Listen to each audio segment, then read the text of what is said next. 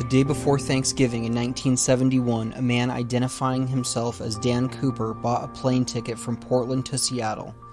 He hijacked the plane, claiming he had a bomb in his briefcase and demanded $200,000 and 4 parachutes. He jumped out of the plane with the money and the bomb somewhere over the Pacific Northwest, never to be seen again.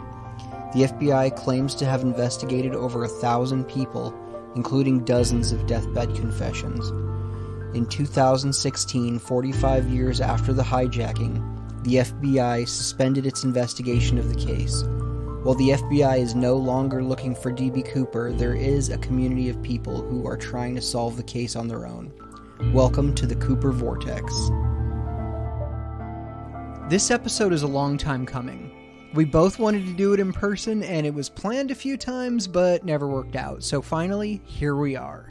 My guest today is an author, podcaster, historian, and an expert on aviation mysteries. He's the creator and host of Chasing Earhart and Vanished. This dude's second book is out right now. Take the Money and Run, The Vanishing of D.B. Cooper. I'm a big fan of this guy's work, and if you aren't familiar with him, you will be a fan once you hear this. Enjoy this episode with my good friend, Chris Williamson. All right, Chris, when was the first time you heard about D.B. Cooper? Probably the first time was early on in my youth. Unsolved Mysteries was big when that came out, and Search Of was big. It's not really an uncommon story for a lot of your guests that have probably been on the show. But that's really the first time I ever heard of this guy who jumped out of this aircraft with all this money, and the money had never been found, or at least most of the money had never been found.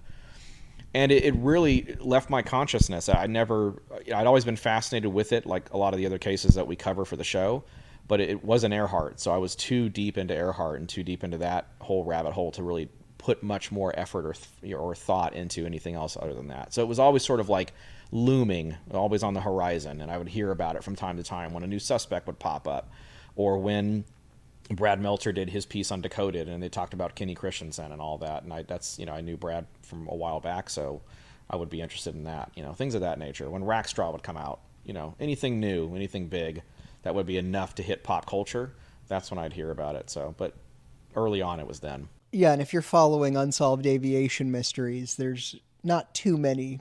The big ones definitely Amelia Earhart, D.B. Cooper. Yeah. That new Malaysian Airways plane that disappeared. Yeah, that's it. Those two are it. It's Earhart and Cooper. It always has been. I think it always will be until one of them or both of them get solved, and then they'll have something else. There's a lot of other ones out there, but those two are always, they almost transcend. Well, they do. They transcend aviation in general. It goes into just general historical mystery now. Just they both happen to take place in the sky. So. And how old are you, Chris? I'm 40. 40. Okay. So, we're about the same age. It's interesting that we would sort of fall into these unsolved mysteries that happened way, way before we were born. Yeah. Yeah, it's true. I mean, there's a young, it might have something to do with sort of the communal stuff now. There's an obsession with true crime. True crime has exploded, and it's a multi-billion-dollar market, and D.B. Cooper fits right into true crime, heists, things of that nature that have been unsolved. And I think this idea that there's a crime at the center of this whole story, it kind of allows it to piggyback into sort of true crime and into that whole market. So D.B. Cooper never goes away. We'll keep him infamous, as people say in the book. Like he's gonna be there until he's no longer there anymore, until it's solved. Which I don't know if that's gonna happen, but it's white hot right now, as you know. How did you go from just a passing interest in the case to writing a book about it? We knew for season 2 that we were going to step outside of the Amelia Earhart bubble. At first, I didn't feel like that was something that was logical, because I felt like people would not want to hear us talk about anything other than Amelia Earhart, because we had gone so deep on that. We'd become known as that. And, that's sort of the name of the game. And we knew when we did season 2 that we wanted to tackle some marquee cases. Our show is about really tackling a mixture of cases that are not so well known, like Amy Johnson, like Henry Avery, and cases of that nature. And then cases that are huge, like Jack the Ripper and John Wilkes Booth, Amelia Earhart. Well, D.B. Cooper, it's just a matter of when. It's, as you just talked about, they're very well related cases. Everybody knows aviation cases, Amelia Earhart and D.B. Cooper. That's it. Those are the two big ones. So it became something that was just an obvious thing, and we did the show. And once we did the show and I wrote the first book, I never intended to write anything beyond Earhart. That's kind of the story of my life. But then we thought, well, people were asking for a second book, and there was sort of some interest there, and Cooper just seemed like to be the natural fit. We had the anniversary looming. It just worked. And so we decided to take what we recorded a year prior and then, just basically put it into book form and then add a bunch of retrospectives and bells and whistles, and that's what Take the Money and Run is. What is the difference between the Amelia Earhart community and the D.B. Cooper community? Well, I can tell you, I'll only tell you my experience because I don't want to speculate on anybody else's experience. I will tell you that the Cooper community has been overwhelmingly welcoming to us. Not only, of course, yourself, but everybody we reached out to on this thing, with a few very minor exceptions, overwhelmingly accepted, and were open and were honest and willing to divulge their work and their theories and their ideas. And the Earhart case, I remember when we did it originally, we were nobodies in that case, and we were reaching out to the biggest names in the case. And we had a handful of folks say yes, but we had a lot of them. It was probably like maybe 30% of them said yes and 70% said no. And so it's because there's so much aggressive finger pointing, and the camps were so aggressive in the Earhart case, and it's been a mystery for longer than Cooper has. It's got 30 years plus on that case. It just seems to be a very different sort of animal altogether. But Cooper, my experience with Cooper was that everybody was very welcoming. That's really all I can say. Everybody was like, yeah, let's do it. I remember when I reached out to you, it was, yeah, let's do it. And then you heard what we were going to do. You're like, maybe not. And then, we went back and we kind of took it back to formula a little bit. And then we started walking a different path. And then you were on board. And then once you got on board, I think everybody just sort of fell into place and got on board and wanted to talk to us about D.B. Cooper. So I got to experience a little bit of sort of maybe what you've experienced over the years with that. Yeah, I think in the D.B. Cooper world, there aren't necessarily camps that are split off. There might be one or two groups that don't play nicely with everyone else, but for the most part, everyone's sort of in the same places, talking about the same thing. Sure. And open to the idea of other suspects, other ideas. But yeah, why do you think the Earhart community is so fractured? Oh, that's a great question. The Earhart case is really filled with a lot of anger and just bitterness and a lot of pain there. A lot of people have gone to their graves not knowing, who had wanted to know badly, more than anything else in their lives. And there's also a lot of people in that case that are so stuck on trying to prove one specific theory over everything else that it becomes almost toxic at a certain point. And I think it really has a lot to do with the demographic. That case, we're starting to see it now, but I've said this before, there's just a spectacular collapse in any kind of collaboration there in that case at all. It's very, everybody's keeping their stuff to themselves. They're not sharing information. Nobody's really open to the idea that it's possible that multiple theories could sort of make up the ultimate ending to what happened to Earhart and Noonan back in 1937. With Cooper, I feel like you're either on, you're on one of two sides, as you just mentioned. He either never made the jump, he died on impact. He didn't survive the jump, or he did. My experience is that it's overwhelmingly in the direction that he survived the jump. That not only would this jump have been possible, but it would have been easy, for certain people, especially suspect lists. When you start looking at some of these guys, it's like this would have been nothing. It would have been like a walk in the park for him. Especially when I was introduced to, the suspect who we sort of name in the book and kind of get more aggressive on toward the back half of the book. It just felt, more obvious. But yeah, it's really two things. Well, in Earhart, there's 5 or 6 different camps. and they're very aggressive. Crash and Sink doesn't really mix well with Japanese capture. Japanese capture doesn't mix well with Buka, and Castaway doesn't mix well with any of them, really, frankly. And so you've got all this aggression and all this anger, and it's like layered on top of each other. So you got all this shit that goes all the way to the top, and then at the very bottom, the core of the case are factual data, what we actually have to work with, amazing work that's being done on all fronts, on all theories. But you gotta dig through a lot of shit to get to that. And the Cooper case, I feel like maybe you could try to maybe really make the same argument, but it just feels like it's not as bad as, with my limited experience, it's not as bad as digging through the Earhart case, because there's so much data. Nobody agrees on anything in the Earhart case. You can take the most minuscule data point, and you're going to have 5 or 6 different disagreements in that one data point. And that's really the main difference. And I think that's really contributed to why the Earhart case has really stalled as long as it has. And it's just, it never gets solved because of those things. So, will either of these cases ever be solved? I have hope that they will. Look, the Cooper thing is, everything's white hot with Cooper right now. I don't have to tell you that. There's multiple suspects now, active investigations going on. I think that's fantastic. I think the more you prod, the more you poke, and the more you dig, the more likely you're going to find something. Someone's going to be aggressive at tracking down some ridiculous piece of information that nobody thought about, and it's going to break the case wide open. I think that's what you do, and that's how you solve cases like these ones that have just been dormant for so long. Earhart's no exception, and there's active investigations going on as we speak right now on that. And I think somebody's going to crack something wide open, and it's going to be a whole different thing at that point. Now, what we're going to find out is going to be interesting. That's where it's going to go really fun, is what actually happened with Earhart. Was she a spy? Was she not a spy? If that gets determined, it's like, well, there's a lot of historical reputation that can be ruined. Cooper, just some dude. Nobody knows. It's like you talk about in the book and in the original show. You could walk by this guy a million times in an airport and never really know who it is.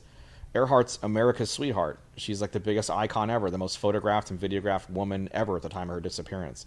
They couldn't be more different. But these cases seem to be simultaneous in the way that they're argued and the way that they're researched. That's a really good point. Yeah, she's the most famous. He's totally unknown. We could have seen him a million times. He could have been a news reporter that was on TV and we wouldn't know. And it's interesting that, she disappears. We have no idea really where she went. Cooper, we knew exactly where he was. The search area is narrowed down to a small piece of ground in southwest Washington. Yeah. But we never found anything there. Yeah. So it's like the suspect in the Cooper one is the mystery, where Earhart, it's where'd she go? Right. And then to your point, like, well, was she a spy? Yeah. What went on? Is there some sort of government cover-up? Yeah. There's a little bit of that in the D.B. Cooper case, like maybe the FBI or the CIA knows exactly who this is, and either they're covering it up or it makes them look bad, so they just sort of turned a blind eye to it. Right. But I'm not sure about that either way. Well, yeah. let's get right into Cooper and see how much you know about this case, Chris. Okay. All right. How'd he get to the airport? Well, we don't know how he got to the airport. So that's the thing. He has no beginning and he has no end. Well, we don't know the ending yet. So he just basically shows up at the airport and he buys a one-way ticket. And I know this is from you, but the gate agent asks him what his name is. He says his name is Dan Cooper. And so gate agent doesn't think nothing of it. And I've talked to gate agents that are going around that are doing it now. And it's true. Like if you say your name is Dan Cooper and you've got now, you got to have ID and all that. But at that point, he didn't need to have ID. Just paid the cash money for it. Was it $20 or something for that one ticket? $20 with tax. That's ironic, right? So he probably throws down a 20 and some, a few pennies and there's some change and gets on board that aircraft. He's one of the last, if not the last, to board the aircraft, right? Mm-hmm. And he just sits in the back. And I think, when you say something really great in the book, it's true. Before he hands the note to Flo, there is no story. And when he hands that note to Flo and she reads it and she knows what's going on, that's when the story begins. That's when it starts. Everything up to that is, we have to speculate backwards now because it's like, well, how did he get there? Who was he? All this other stuff. Did he have an accomplice maybe? Did someone drive him there? Can you put any of these suspects in that area, at that time? And that's kind of one of the tough parts about this case, I think, in its entirety. But yeah, he just shows up, which I kind of love because it's kind of like the guy just pops into existence as far as everybody else knows. And the rest is history. Cooper, they peg his age mid to late 40s. Right. Which is an unusual age to commit a daring crime, one where you have to be literally a daredevil to escape from. Mm-hmm. What do you think that says about who he is? I'm going to steal a lot of stuff from you guys in this book, but it's just true. It tells me that he had experience, like you say. That's another line of yours in the book, but it's true. This is a guy that I really feel like he really had the experience to make this happen. This wasn't a one-off thing. This wasn't a guy that had just a couple of jumps behind him.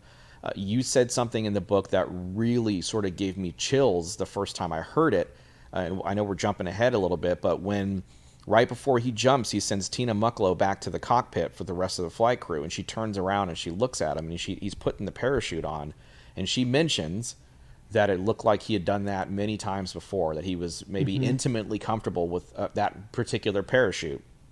And I feel like someone of that age had probably a good deal of experience where a jump like this probably wouldn't have been anything, for him. And that's why we get into the Braden stuff. When you start looking at Braden's career and you start looking at some of these other guys' careers and like the McCoys and all that, brave people, amazing careers in and of themselves. But I feel like this is a guy that in his mid-40s, no problem. He would have been fit. He would have had the experience. He would have made maybe 1,000 of these jumps. I mean, who knows? I mean, 600, 700, 800 of these jumps, take your pick. So it would have been nothing. It would have been no problem. Yeah, and a guy in his mid to late 40s in 1971, odds are he served in the military at some point. World War II, Korea, Vietnam, still going on. Just built different. They're just built differently then. Oh, 100%. And if you rounded up everyone in America who had been skydiving more than once, I think today, this is just a guess, but I think today the vast majority of those people don't have military experience. Yeah. But I think in 1971, you round up everyone with more than one jump, and it's got to be like 90%. Yeah. Had served in the military, because the skydiving community was so small in the late 60s, early 70s, and most of those people were dudes who had served, who loved it and wanted to do it now that they were out of the military. Yeah, Vietnam was fresh. I mean, fresh, active, even going on in certain areas still. Like it was still very raw. You had the tail end, you had World War II that was not that far, in the Korean War, all that stuff was, you had a lot of people that had military experience at that time. Anybody who was in their mid-40s, it's almost a foregone conclusion, almost as much as if, you could say, hey, this guy absolutely landed this jump, no problem. This guy absolutely had military experience. I mean, I just feel like it just doesn't, this is a one-off? No, probably not. Unless he was a professional skydiver somewhere, you'd have to account for the ability to stay calm like he stayed, to keep the demeanor that he kept, to be able to think of what you've got here. You've got a guy on a plane that's able to successfully skyjack a plane, deplane all of the passengers off the airplane without anybody knowing until after the fact that they were being skyjacked. Kudos and credit to the flight crew. It's not just Cooper, but everybody involved, including Cooper, was able to keep this quiet enough to where nobody was disturbed. That tells me this guy had experience. This wasn't a one-off. This wasn't his first rodeo, however you want to say it. This guy knew what he was doing, and he knew how to keep his calm. And I think only somebody that had lived through lots of intense situations in those conditions, in the air, could keep as calm as he did. He was smoking lots of cigarettes and all that stuff too, of course. That helps. But, still, you're in a really shitty situation. It could go bad real fast. I mean, we talked about that on the show. Like, one thing turns, that river turns one way, and you're done. Why do you think he was able to remain calm, cool, and collected and have total control over the situation? I think it's because he'd done it before. Not a skyjack, but I think it's because he'd done these jumps before. He knew how it had to get done. He knew what he wanted. I think he had studied.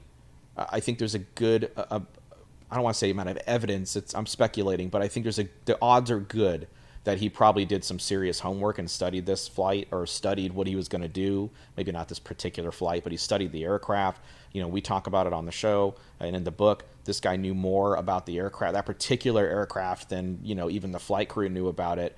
This is a guy who knew what he was doing, who did the homework. I think if you're that prepared, it hits different. It feels different. It's, you can get all that excess shit out of the way, and you can just be calm, and you can just be relaxed. You know what the end game is. You know what your end result's going to be, and you just know, because you've done it so many times before. So you think this was definitely planned out and not drawn on a cocktail napkin? No. Earlier that morning. No, I think it's it's interesting because we talked about Booth, the John Wilkes Booth ad nauseum on the show. We went really deep on that, and Booth, didn't know he knew he wanted to kill Lincoln. They had attempted a kidnapping attempt a couple years earlier, and Booth knew he was going to murder or assassinate the president, but he didn't know how. He was waiting for his opportunity. He only found out that Lincoln was going to be at Ford's Theater that night, the night of the assassination. He found out just, early in the late morning. And so he goes and he does all of his recon, and, this is a terrible thing to say, but to Booth's credit, he's able to do enough recon and make this plan go, quickly enough to where they could actually strike that night. I think with Cooper, he actually waited for a lengthier amount of time. I think he studied it. I think he worked on it. I think he figured, how am I going to get the money? How's this going to work? Am I going to slip notes? What am I going to do here? How am I going to exit this plane? Obviously he knew about the plane. I think maybe you could make the argument that he just started studying up on the aircraft then. Maybe he didn't know much about the aircraft prior to that. But it's all, it's all speculation. But I think if you look at it even badly, you start to realize that, hey, this guy pre-planned this. I mean, it's pretty obvious. I definitely think it was pre-planned. I think the date and the timing of it obviously lends to the fact that this is planned. Mm-hmm. He had a long weekend. He takes off shortly before it's going to be dark, so he knows he's going to be jumping in the dark. I tend to believe it's highly planned. Yeah. Chris, how do you know that the plane could be jumped? Well, I think that has to tie into the research he did. He probably did on the aircraft. The idea that the stairs could lower, he could make the escape off the stairs, away from everybody else. He probably wanted to deplane everybody. I'm pretty sure that was part of the plan. He knew he was going to get onto a plane where it wasn't just going to be him. So he wanted to get everybody off the plane. I think he just knew that if I could get everybody off the plane successfully and I could get to the money, or get the money brought to me the way I want it, then I could exit out the back of this plane. I think he probably thought it was tailor-made. It was perfect. It was like, I don't have to exit through a cockpit. I don't have to exit anywhere near the front of the plane or anywhere near where pilots might be, or someone could grab me or whatever. I'm totally separated from the rest of the flight crew at that point, especially when I tell Tina to get to the front. Then it's just me and those stairs, and that's it. I think he knew. He just knew. We talk a little bit about that in the book too, with him arguing, sort of going back and forth with the flight crew. Hey, this, we can't take off with the stairs down, or we can't, whatever. And he's like, whatever, we'll just deal with it in the air. I feel like he probably knew. He probably knew the answer to that already. It's like, okay, well. But how did he know? How did he know that plane could be jumped? I think it's possible he could have had experience on those aircraft. I mean, it's possible that in Vietnam they had aircrafts like that. I know Dr. Robert Edwards was in the book, and he talked a little bit about them jumping with those types of aircrafts and dropping, maybe doing supply drops and even dropping men into certain areas and things. If he had done it before, which I think Braden did, I think he had maybe participated in some of those jumps, or if he was going to be, those jumps were going to happen in those areas, he probably would have been one of the people to make those jumps. I think he would have just known. It's like, oh yeah, sure. It's like, I know that I can, pop the trunk on my car with my remote, and I know that I could, if I drive off, I could hit the trunk and it'll lower. I know that for a fact. So if we're in an aircraft or something, and I know that these stairs can lower and they can raise, I could escape out the back of them. It's just part of the plan. It's all part of the plan. It's so interesting to me, like, how many people on planet Earth in November of 71 knew that you could jump from a Boeing 727. Not a whole lot. Not a whole lot, because a bunch of the skydivers I've talked to, like Mark Meltzer, he said when he first heard about it, he was like, I didn't even know you could jump from that plane. Yeah. We all thought that you couldn't jump from a jet. It would be impossible. Yeah. Well, I mean, the only way I can describe it is if this guy had not only known it, but known it because he'd maybe found out secondhand, but I think it's because he'd done it.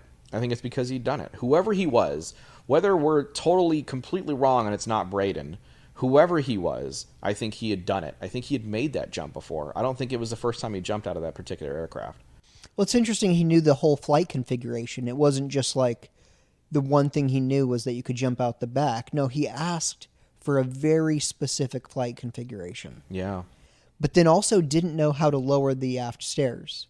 That's true. Which I think is such an interesting combination of knowledge to have. Yeah. It reminds me sort of like a really high-level race car driver who could tell you everything about the car, but he might not even know like the displacement of the engine, or he couldn't fix anything on it, but he could tell you, oh, the spring on the front right corner is a little soft. We need to tighten that up. Yeah, you don't always know. I mean, you don't know everything. I think that's pretty obvious. But I think, if you look at what he did, look, this is a guy who committed the perfect crime. I mean, it's the perfect crime.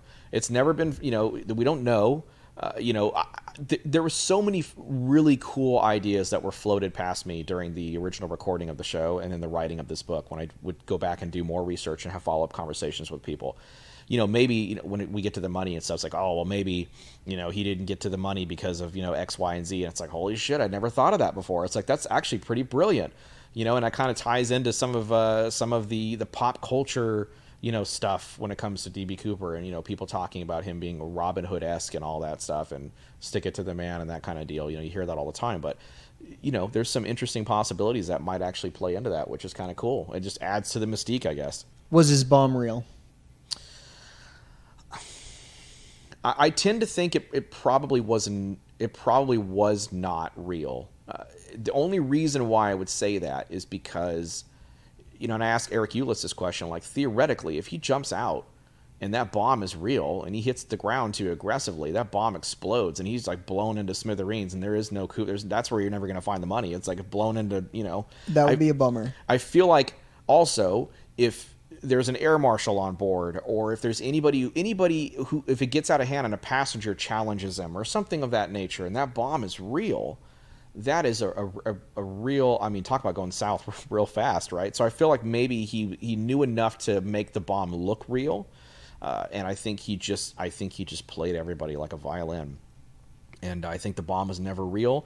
Now it's possible that maybe he could do something to activate it and make it be real, but it's almost like a fail safe. Like, well, if you don't do this last little step, you don't connect this last little thing, the bomb is like dormant. Nothing's gonna happen to it. Right. This is what makes it an explosive. It's possible it could have been that kind of a situation. He just never armed it. But I feel like didn't he showed the stewardesses, right? Did he show both of them or just Flo or both of them? Did they both get a look at it? I think Tina did, right? I'm not sure if he opened it for Tina. I know he did show it to Flo. So he showed it to Flo, maybe just to scare her. Yeah, it's supposed to be a battery, 8 red cylinders, and some wires. Like your stereotypical cartoon briefcase bomb. Yeah. And the rumors that he had some kind of a brown paper sack with him. I know we talked a little bit about that back and forth with different people. And I mean, we don't know if that's even true that he actually had a sack. And if he did have a sack, what could have been in the sack? Could it have been something for the bomb? Could it have been something else? We don't know. What do you think was in it? I haven't the faintest idea. Someone floated the idea that his boots were in it, like he had his jumping boots in it. But I don't think that would. I mean, you'd probably just wear them, right? I mean, if you're going to get on a plane, why would you want to stop and take 5 minutes to put on new shoes and everything? That doesn't make a lot of sense to me. Yeah, and boots from that era, if you put your slacks over the top, they could go as dress shoes. Right. I don't think anybody was really paying a whole lot of attention to the shoes he was wearing. I know it's in the description. We talk an awful lot about the sketches and the descriptions. Well, in the description, they describe his shoes as loafers, which I'm not sure I even believe that anymore. I don't think so either. It ties back to what we were talking about earlier. I feel like if this guy had the experience that I've been sort of BSing about this whole time, I think it would be kind of odd that kind of a guy would jump with loafers on. I think he'd probably have some kind of lace-up boots or something you could tie to your feet that would slip off your feet, especially if you land and you're successful and your shoes are gone. Well, then it's like, then you got to trek through all this terrain with no shoes on. That's going to make it even worse. So I feel like, logistically speaking, they probably got that wrong. It was probably some kind of traditional tie-up shoe that maybe looked in passing like a loafer. I mean, how many details are you going to remember about the person sitting next to you? We make a lot of comment. Mark Zaid in our very own book says something really great it's really true. When was the last time you were on a flight? Or, since it's post-COVID now, when's the last time you went and sat down at a fast food restaurant? Could you identify the person sitting next to you? Of course you couldn't. Why would you care? Why would you be paying any attention? So Tessa talks about that in the lineups. Well, I might tell you that he's got a big nose, he's got blue eyes or whatever, but like if I don't know the rest of it, my mind's just going to start filling in gaps, because that's what the human mind does. That's what nature is. Yeah, nobody knew to pay attention to him. Right. Nobody knew to pay attention to him until after the fact. Oh, yeah, I saw him. He was, he had this, and this. I was like, okay, well, I mean, shit, you got to really... I'll give you a concrete example. I know we're kind of going off a tangent a little bit. When I flew out to L.A. for the history thing, okay, I left from Florida. It was a 5-hour flight, ironically enough, right, from Florida to L.A. And I sat next to a young girl. The only thing I could tell you for sure is that she had kind of long blonde hair. That's it. She had a hoodie pulled over. She had her earbuds on. She was looking at her phone. I was sitting right next to her. We never made eye contact. I couldn't tell you how... She'd never stood up. I couldn't tell you how tall she was. I couldn't tell you any discerning features. If you put her in a lineup with 5 similar-looking women, there is no way I would be able to tell you for sure that this was the girl I was sitting on the plane with. Now, Cooper didn't have a hoodie on or anything, but he had glasses. I mean, for that time, you might say he looked unusual because he had glasses on and things of that nature. But you go back to the idea that he looked like every other guy. And it's just kind of like some dude in a business suit that happened to have glasses on. That's all you've got. He truly did look like every other guy. And I mean, the one passenger who really got a good look at him was Bill Mitchell. And the only reason Cooper stuck out in his mind is because he was jealous that the, quote, geeky old guy was getting all the attention from the young, beautiful stewardess. Right. And that's his thought, geeky old guy. Right. And he wasn't even really paying attention to him. It's just that he noticed... Hey, I'm a young college guy. She should be sitting over here by me. Yeah. And that's another thing too, because and I'm sure we'll get into the height and stuff a little bit, because that's so contested. But it's he was sitting down the whole time in a plane. It's hard. It's a lot harder to tell how tall someone is to the letter. I mean, I'm not saying you can guess, but there's always like this idea of like, well, there's a 3 or 4 inch room for error. That's logical to me, because I've seen people that have stood up that are like 4 or 5 inches taller than I thought they were going to be when they stood up, and I've seen people that are like a lot shorter than I thought they were going to be when they stood, because you kind of really can't tell depending on how they're sitting, what the environment is. Sitting on an airplane, it's more cramped. How tall is someone sitting down? It's kind of tough to tell. I totally agree with you. The height I'm willing to move around and play with a little bit.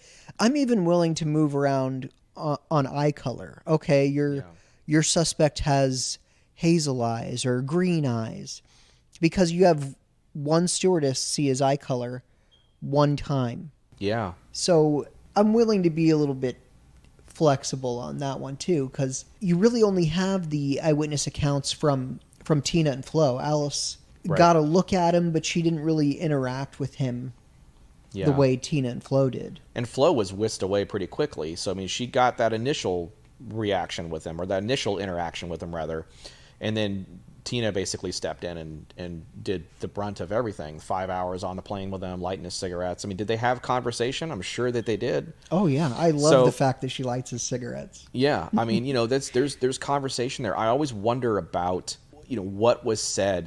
There's I don't want to speculate on anybody's memory or anybody's thought process or anything like that, but I gotta imagine that there were probably things said between Cooper and Mucklow that have never really been talked about, that maybe either only Tina would know, and Tina maybe has never said, or Tina maybe has not remembered. How do you 51 years ago, how are you going to remember? I mean, you're going to remember the situation, certainly, surely, but are you going to remember every word in a 5-hour-long conversation? Potentially. If they didn't talk much and they just talked every once in a while, then that makes it a little easier for remembering. But it's tough, and that's where you start getting some of the, the whole idea of like what was said, what was not said, what was done, what was not done. And everybody starts overanalyzing every little thing, the cigarettes, and did he stand up? Did he interact with anybody? Did he take his glasses off? Was he aggressive? Was he non-aggressive? And everything gets overanalyzed to the T, as you are well aware, in these cases. When he gives Florence that note, she sort of understandably loses it. Right. It's a very scary situation. Yeah. And Tina very bravely steps in and handles it in an incredible manner. Absolutely. And keeps her shit together and is almost professional in this hijacking situation. Do you think that's more credit to Tina, or do you think that is part of Cooper's ability to control the situation by making them comfortable? That's a fantastic question. I wouldn't want to take anything away from Tina. I think, to her credit, she was able to stay calm. I think to maybe match Cooper's demeanor. I think if someone's smart enough to know that, okay, this guy's acting really calm right now, so my job is now to keep him in that state. I think she probably had the wherewithal. She probably had the ability to sort of to read the room, so to speak, to read the situation. But to Cooper's credit, because we don't know who he was, we don't know anything about him, and really this now just becomes all speculation, I feel like everything else that adds up points in the direction that Cooper, it really probably has a little bit of credit to Cooper for that too, for being able to sort of, he's in control of the situation, 1,000%. It's now his situation to either lose everything or to be successful. And I think he knew, if we're sort of going with the idea that he studied up on this plane, he studied up on this plan and everything, he probably knew that he would have to stay very monotone, very baseline, very straightforward in his demands, very specific with his demeanor and everything if he was going to keep somebody from freaking out. He certainly didn't want to alert passengers, so if he could, work with Tina and they could sort of have an understanding and keep it quiet, then I think it was going to be successful for the both of them. For her, she wouldn't lose her life. The crew wouldn't lose their lives, thank God. The passengers wouldn't lose their lives. And for him, he's able to successfully make the jump and get what he wants ultimately, which is the money. That's what he wanted. The copycats, all of them were either violent or crazy. Yeah. They made a scene. Everyone was well aware of them. Many of them, people were suspicious before the hijacking even took place. Right. And Cooper is totally the opposite. Yeah. So I find that so interesting that you have this guy who's older than the other copycats, whose MO is completely different from the others. Yeah. But the copycats all survived their jump. Right. Does that tell you that Cooper survived his jump? Yeah, sure. Yeah. And I think it tells me also that the copycats, none of them were Cooper. That's the one thing. Look, I love McCoy. McCoy's story is probably the coolest. I mean, there's so many great stories that you told me when we sat down and did our initial conversation, and just all the off the record stuff we've talked about, and of course listening to your show. If you remove Thanksgiving Eve from all of these suspect stories, they have some really incredible stories in and of themselves. McCoy's no exception. But that's why I believe McCoy wasn't Cooper, is because when McCoy makes his skyjack, yeah, he's successful. He gets $500,000, so he more than, almost triples Cooper's, loot. But it's ugly. It's not a clean procedure. If he had done it, if he was Cooper and he had done what Cooper had done just a little while before that, you would think that would give that guy a lot more confidence in that idea that, okay, I can do this again now, no problem.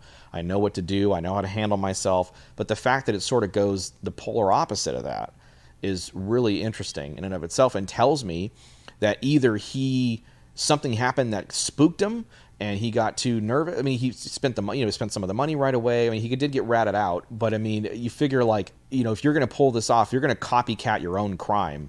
You're probably going to, if anything, you're going to improve on it. You're going to think about different ways you can make it even better. You can be even tighter. You can be even quicker on the, whatever it is.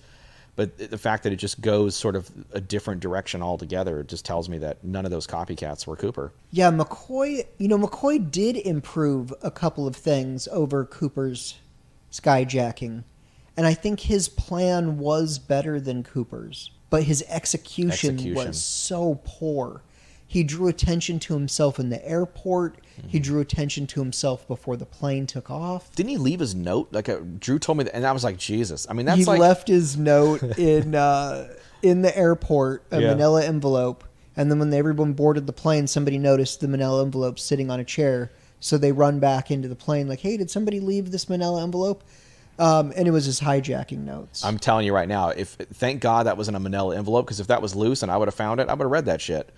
I mean, who's not going to read it, right? Well, what is this? You're going to open it up and read it. Yeah, if I found something at the airport and if it didn't have a name on the outside, I would crack it open and be like, oh, what yeah, because you're going to try to figure out, who it belongs to, and that's the best way to do it, right? You're not just going to take it to the lost and found or something, and if they find it, they're going to open it and read it. So, yeah, I mean, it's just very different. The Cooper thing was, it just felt very different.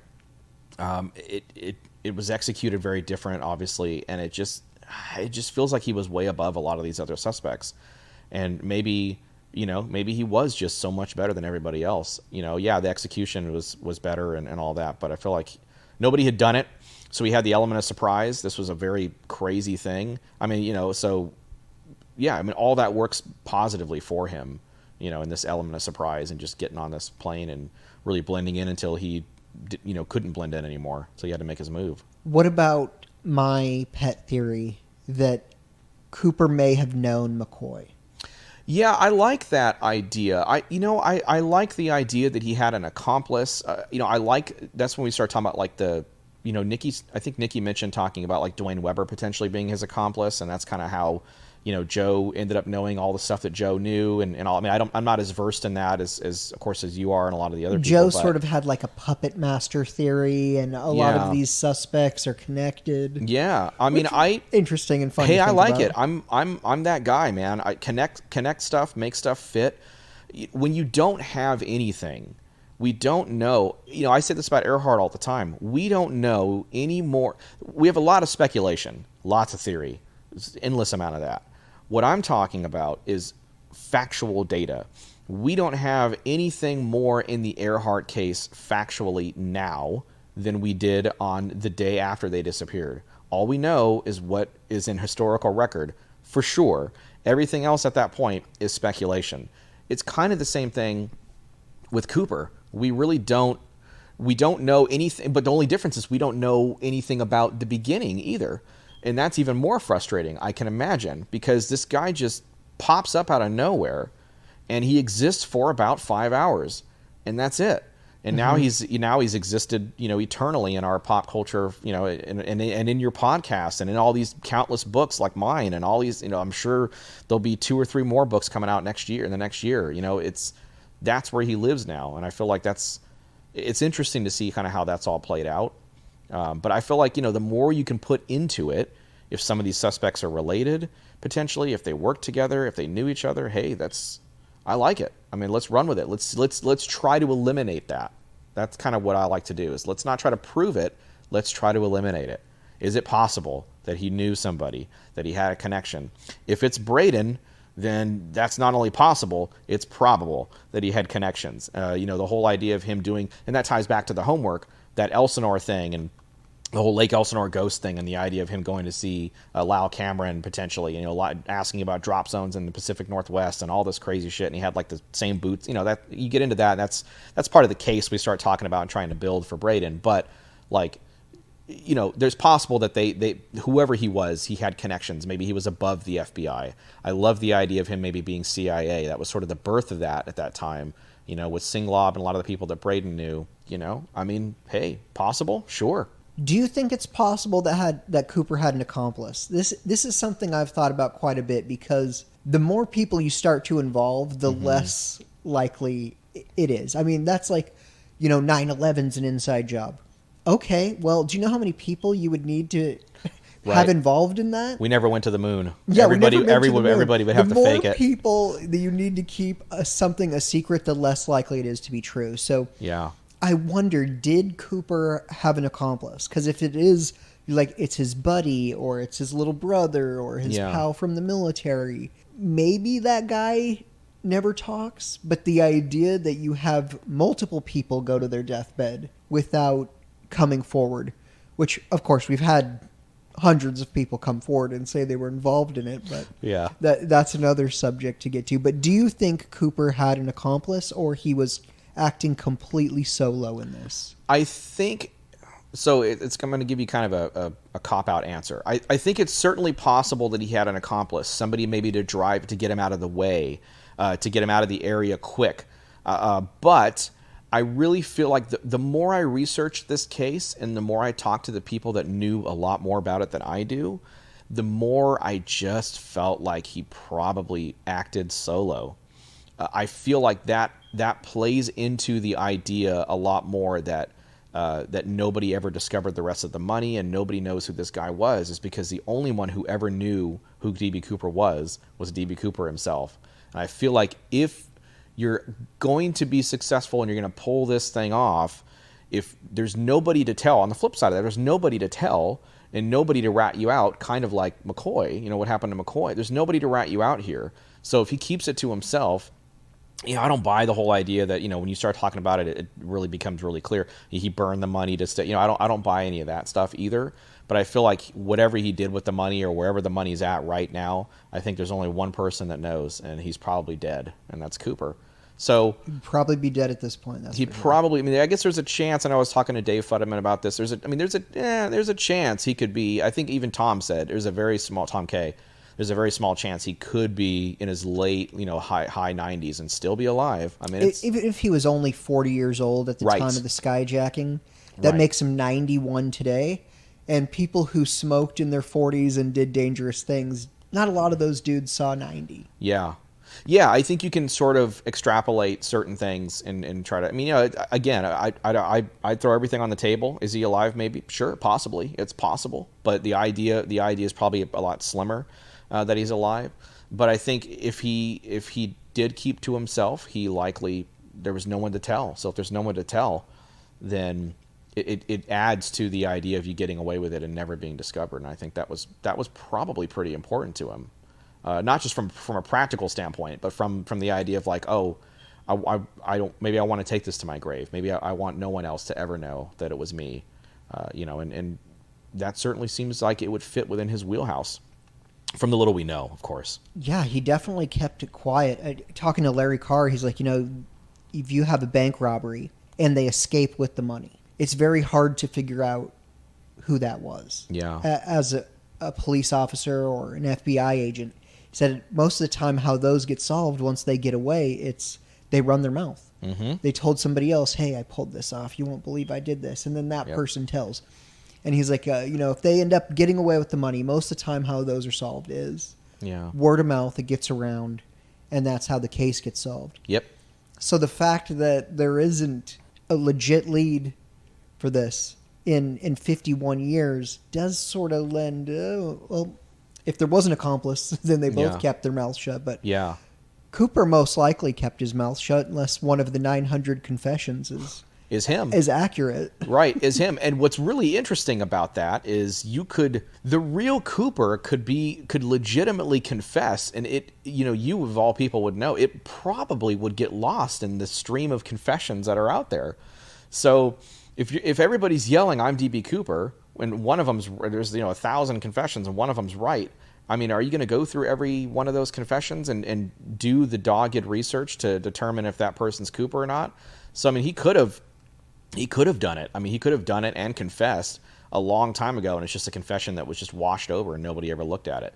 And, I love that you say that there's no legit leads, because I agree with you. There's no legitimate, the money, the $5,800 and what Tom K has done, that is probably the most legitimate thing that's been done in this entirety of this case. But that doesn't even lead us anywhere. But it doesn't lead us anywhere. It puts us farther into the mystery. Right. The vortex, right? And that's it. So, when you answer a question that only gives you more questions, I'm not unfamiliar with that at all with the Earhart case. It's got to be extremely frustrating to investigators, to people that are trying to prove a suspect wrong or right, or a theory right, or whatever it is. That's got to be very, these cases are not kind.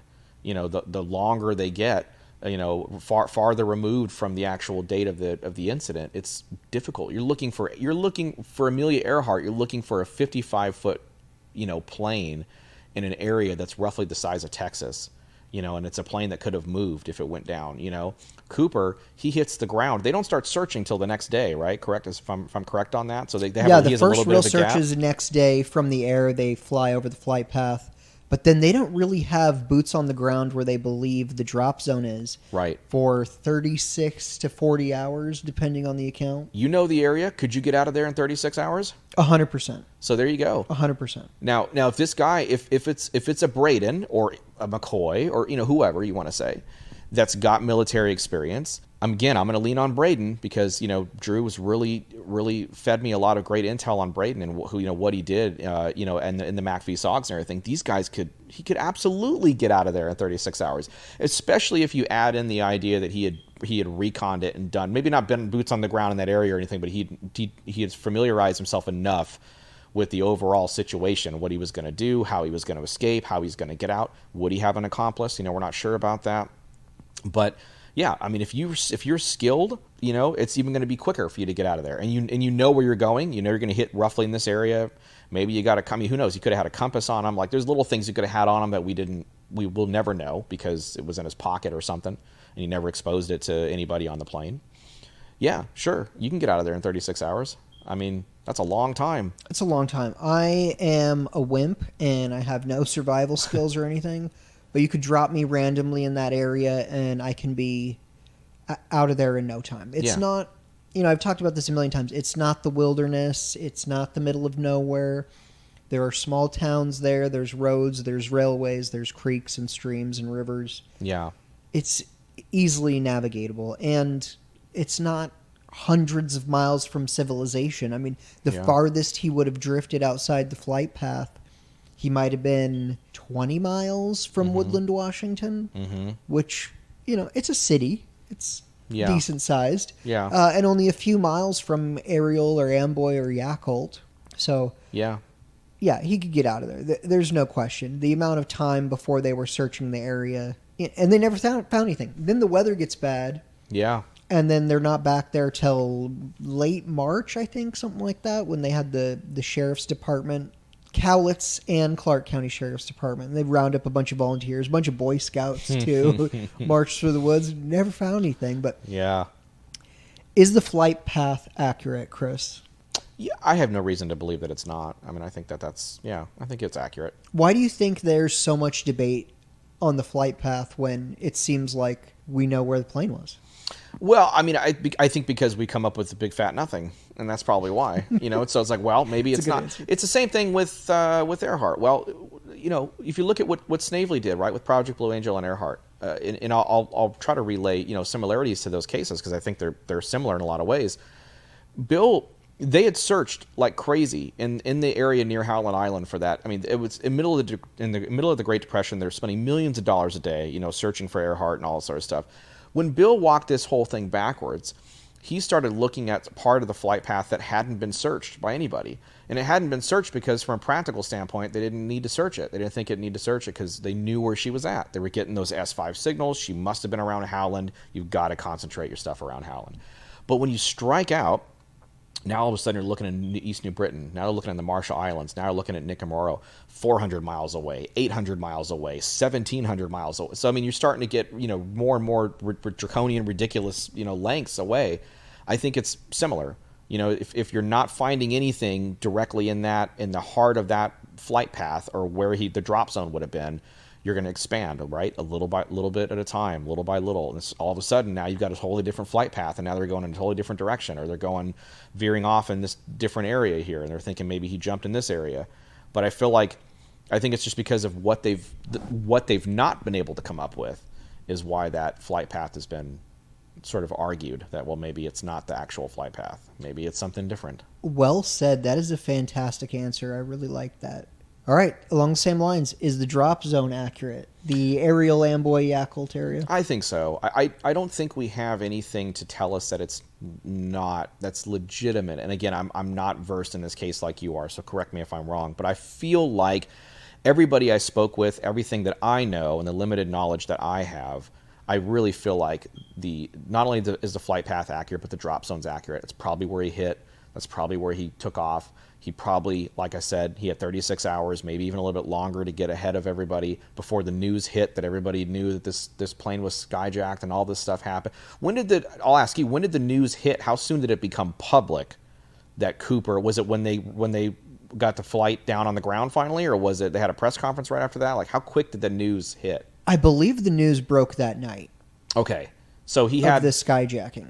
So he jumped somewhere around, but between 8:10 and 8:13 is when they felt the pressure bump at PM, right? So yeah, and the plane lands in Reno close to 11, I think. So he's got a few hours ahead of time where it's total radio silence as far as he knows. It hasn't gotten out. Again, I feel like he probably would have taken that into consideration. He probably would have realized, like, well, it's going to take 3 or 4 hours or even maybe 12 hours to get the news out for this to become wide. I can get out of there by then. I think it's possible that, that's what happened. Do you think Cooper knew where he was jumping and or wanted to jump there? I think he knew. He more or less knew where he had to jump. I think he knew where he wanted to jump because if we're going to tie it back to the Elsinore ghost and all that, he was actively, whoever this was there in Elsinore, was actively researching drop zones in the Pacific Northwest. So like he knew he was going to jump somewhere in that area. But I don't know if he had it anally down to like, oh, it's going to be this one spot exactly or whatever. But I think he knew for the most part where he was going to jump. I know he wanted to go somewhere else and they couldn't go. They couldn't get, like, I think he wanted to go to Mexico, right? Or something like that. Yeah, want to go to Mexico City and then they agreed to refuel in Reno. Right. And that's an obvious, that's an obvious, reason. I mean, he wants to get out of the country, which makes it harder for them to extradite and bring him back into the country. And Mexico is the quickest way to get there. But what's interesting is the whole idea of him.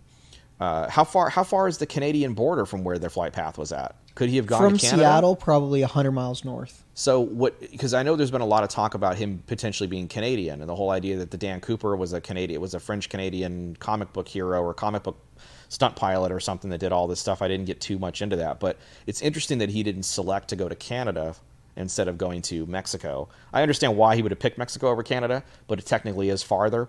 So I feel like, if you're trying to get out of there quickly, once you got that cash, now the whole plan changes. You've got to get off that plane as fast as humanly possible and get on the ground so you can scatter and get away with the money. But I feel like he more or less, dialed in on Pacific Northwest. He might have had a couple of like a plan A, plan B type deal. I think someone of that intelligence level, I mean, if you look at the rest of the flight and what he carried out, it's all right there. He might have had a plan B, and the plan B would have probably been, PNW somewhere. Why do you think he wanted to jump in that area? Maybe because he'd researched it, because he'd reconned it a little bit beforehand. Maybe he knew, okay, if I hit this area, I can get, like you were talking about earlier, I'm not too far away from any towns. If he had an accomplice, we're going to go that route. It might have been easier for an accomplice to get to a road or him to meet an accomplice at a road. He could have had a map folded up in his pocket with a compass. He could have had a couple different ways to get out of that area really quickly where he knew as soon as he hit the ground, got his bearings, he knew where north was, he knew where he'd be going. He knew where that person would be meeting him if that's the case. Or he just knew, okay, if I take this path, if I hit path A, path B, or whatever, I can get out of here pretty quickly. So I think he just probably picked it because he was maybe familiar with it, and that's what he decided he wanted to do. There's that Hyacinth store break-in the night of the skyjacking where gloves, beef jerky, and cigarettes are taken from the store. Do you think that's Cooper? I go back and forth on that, to be honest with you. Nikki makes an awfully strong case for that. I mean, I really love the research he did and the way he built that and the way he researched it. I mean, I think it's possible that it could have been Cooper. The boot print, there were boot prints found at that location. Right? I think that's all that they found at that location. Right, so, like a muddy boot print climbed through the window. But it wasn't the same kind of boot, right? Or was it the Cochrane? Do we know if it was like a Cochrane boot, or do we not know from the print if it was a Cochrane boot or not? If I remember correctly, I think it was military style was all they said. I've never seen a picture of the tread mark, but I think it was just like, the owner walked into the bathroom, the window was pried open, and there's a muddy boot print on the floor. It's possible. I really do go back and forth on that. I think due to Nikki's research on that, I think it's possible he could have hit that store, gotten a couple of supplies. Maybe, we know he was a smoker. We know he was smoking a lot. Maybe he lost his cigarettes on the jump. Maybe he wanted some smokes while he was getting out of town and getting out of the way. Jerky's a good thing to get if you're just needing to eat something. That's going to keep you, keep some food in you for a jaunt if you're taking off and you're going to be on your own for a while. The gloves, I'm not sure why the gloves would have been there or why he would have needed the gloves, but maybe just to keep his hands cold. If it might have gotten pretty cold. If you step out here, we're in Missouri right now, but if you step out here, your hands and your ears get freezing pretty quick when it's cold. So maybe, hey, get some gloves on. Yeah, and it would have been wet that night. So. Would have been wet. So, you can start making like logistical reasoning for why he would have done the things he did. But I think I lean towards that being it possibly being him, but I don't know for sure. Tim Collins showed me like a crime blotter in the newspaper from around the same time, and there was a break-in where like a boat was taken on the Lewis River, and then like an unattended cabin was broken into and some food was stolen from it. Yeah. Around, I think it might have been the same night or the night after. And it's just like, are we just looking for every crime in the area and assuming it was Cooper that night? Mm-hmm. Yeah, I think I asked you that same question on the show. Are we over analyzing? Are we reaching here? And I think there's probably a lot of reaching in this case. Oh yeah. There's a lot of reaching in all historical mystery cases, but again, these real marquee cases, like Earhart, like Cooper, Jack the Ripper, there's certainly no shortage of that there too with suspects. You're gonna have confirmation bias run rampant through these cases. You're gonna go looking for things that fit your theory, that fit the idea, or fit the idea that he was, that Cooper made this jump and he broke into the store here, or he hit this spot here, or whatever. He was cited. It's the same thing with all the Judge Crater stuff we did. We didn't really get into that, but he was cited supposedly out west, and then he was cited in Australia and all this other stuff. And no shortage. Oh yeah, I saw DB Cooper. I saw a guy that looked just like him, and then all these suspects. It just blows up, and you get all these suspects everywhere, and suddenly now you got 1,000 DB Coopers everywhere. I think the guy probably knew that was gonna happen. I think he had, maybe I'm giving him way too much intelligence, credit here, but I feel like this is a guy that probably planned this thing out, pretty aggressively, and probably knew, hey, if I do this just right, they're not going to be able to know who it was, because I do look like everybody. I can make myself just look like everybody else. I can be a chameleon. I can blend in, so that way when they go to, it's like, oh shit, this, we're skyjacked and all this happened. Well, what did the guy look like? Well, he looked like this, he looked like that. You're getting all these varying, degrees of different sketches and different opinions on what he looked like, and that kind of goes back to what we were talking about earlier. People filling in the gaps. When you don't know something, you're going to start filling in the gaps. It's human nature. So I think he probably knew all that. I think he was pretty smart. There are some people in the book that would disagree with that, probably, that would say that he was just smart enough to be dangerous, or he was just smart enough to get this job done. But I think you're dealing with a guy who had probably a pretty supreme intellect that knew what he was doing. And he had the experience on top of that. So when you have both of those together, it's like, you're the smartest guy in the room. You know that this is, all these people are beneath you, so to speak, for lack of a better term. And you could just run circles around them. Yeah, that definitely seemed like how Cooper carried himself. Yeah. And that ties into kind of, when we get to Braden, it ties into kind of the Braden and stuff with Fort Dix and stuff with Hank Birch, and just the way this guy just seemed to have complete. This is a guy that was locked up in a cell, and it's like he knew he was just had complete control over the situation, locked up in a cell. It's all going to work out, man. Don't worry about it. Shit, that kind of confidence is, it's bone chilling in a way. So, yeah. Speaking of not knowing the answer to things, how'd the money get to Tina Barr? I have no idea. I've never been. I tend to believe what Tom Kay says. He's the authority. I think it got there. I think the money was, that's what he says is exactly what happened. I mean, I feel like the money was wet before it got buried, as he says. I think it ended up on Tina Barr. I don't know. My question is, why is it only $5,800? That's my question. That's an odd number. $5,800 is like, okay, well, because do we know how they presented him the money? Do we know how they gave him the money? I know they gave it to him in a satchel, but was it like, in $10,000 increments? Was it in? How did should have been in $2,000 increments. Okay. 100 bills in a packet with a bake band around it. Non-sequential dollars, or not non-sequential $20 bills? Correct, but they did have all the serial numbers. Okay. And then those packets were banded together with rubber bands in bundles of usually 3 to 5 packets. And I know these terms, bundles and packets, because it's been driven home, especially like by Flyjack on the drop zone and everything. Yeah. People get annoyed when you say, oh, he found this packet of money. No, it's a bundle of packets. Yeah, yeah. Yeah. And there's no bake bands when they find them. We don't know, was there a series of rubber bands around each group, or was it one rubber band around the whole stack? Yeah. I'm not really sure on that. I'm not sure if anyone knows the answer to that specifically, but that's going to be tough. I don't think he, I really don't think he landed in the water, or he landed near water and walked up the beach, buried the money, it's $50-100, and then just bounced. I don't think that's what happened. I think it, maybe some of the money fell out. I mean, again, this is all speculation. I mean, Tom K is the authority, right? So I mean, I'm gonna buy whatever he's selling when it comes to that. Right, and he has no idea how the money got to Tina Bar. Right. It's like if Tom K doesn't know, who the hell am I to say, this is how it got to Tina Bar? I don't know. I just know that I'm pretty confident that what Tom says is probably what happened. I certainly don't think he walked up, buried the money, and took off.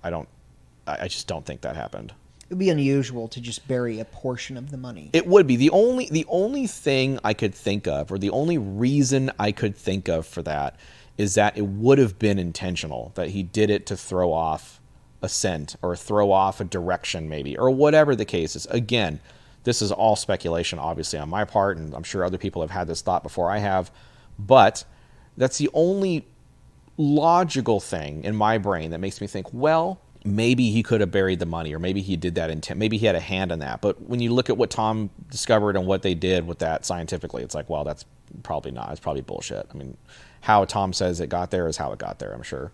Do you think he spent the rest of the money? What do you think happened to the rest of the money? God, that's such a fun question. I think it was Dave. Shout out to Dave Futterman, I hope it's Dave, if I remember my edits right.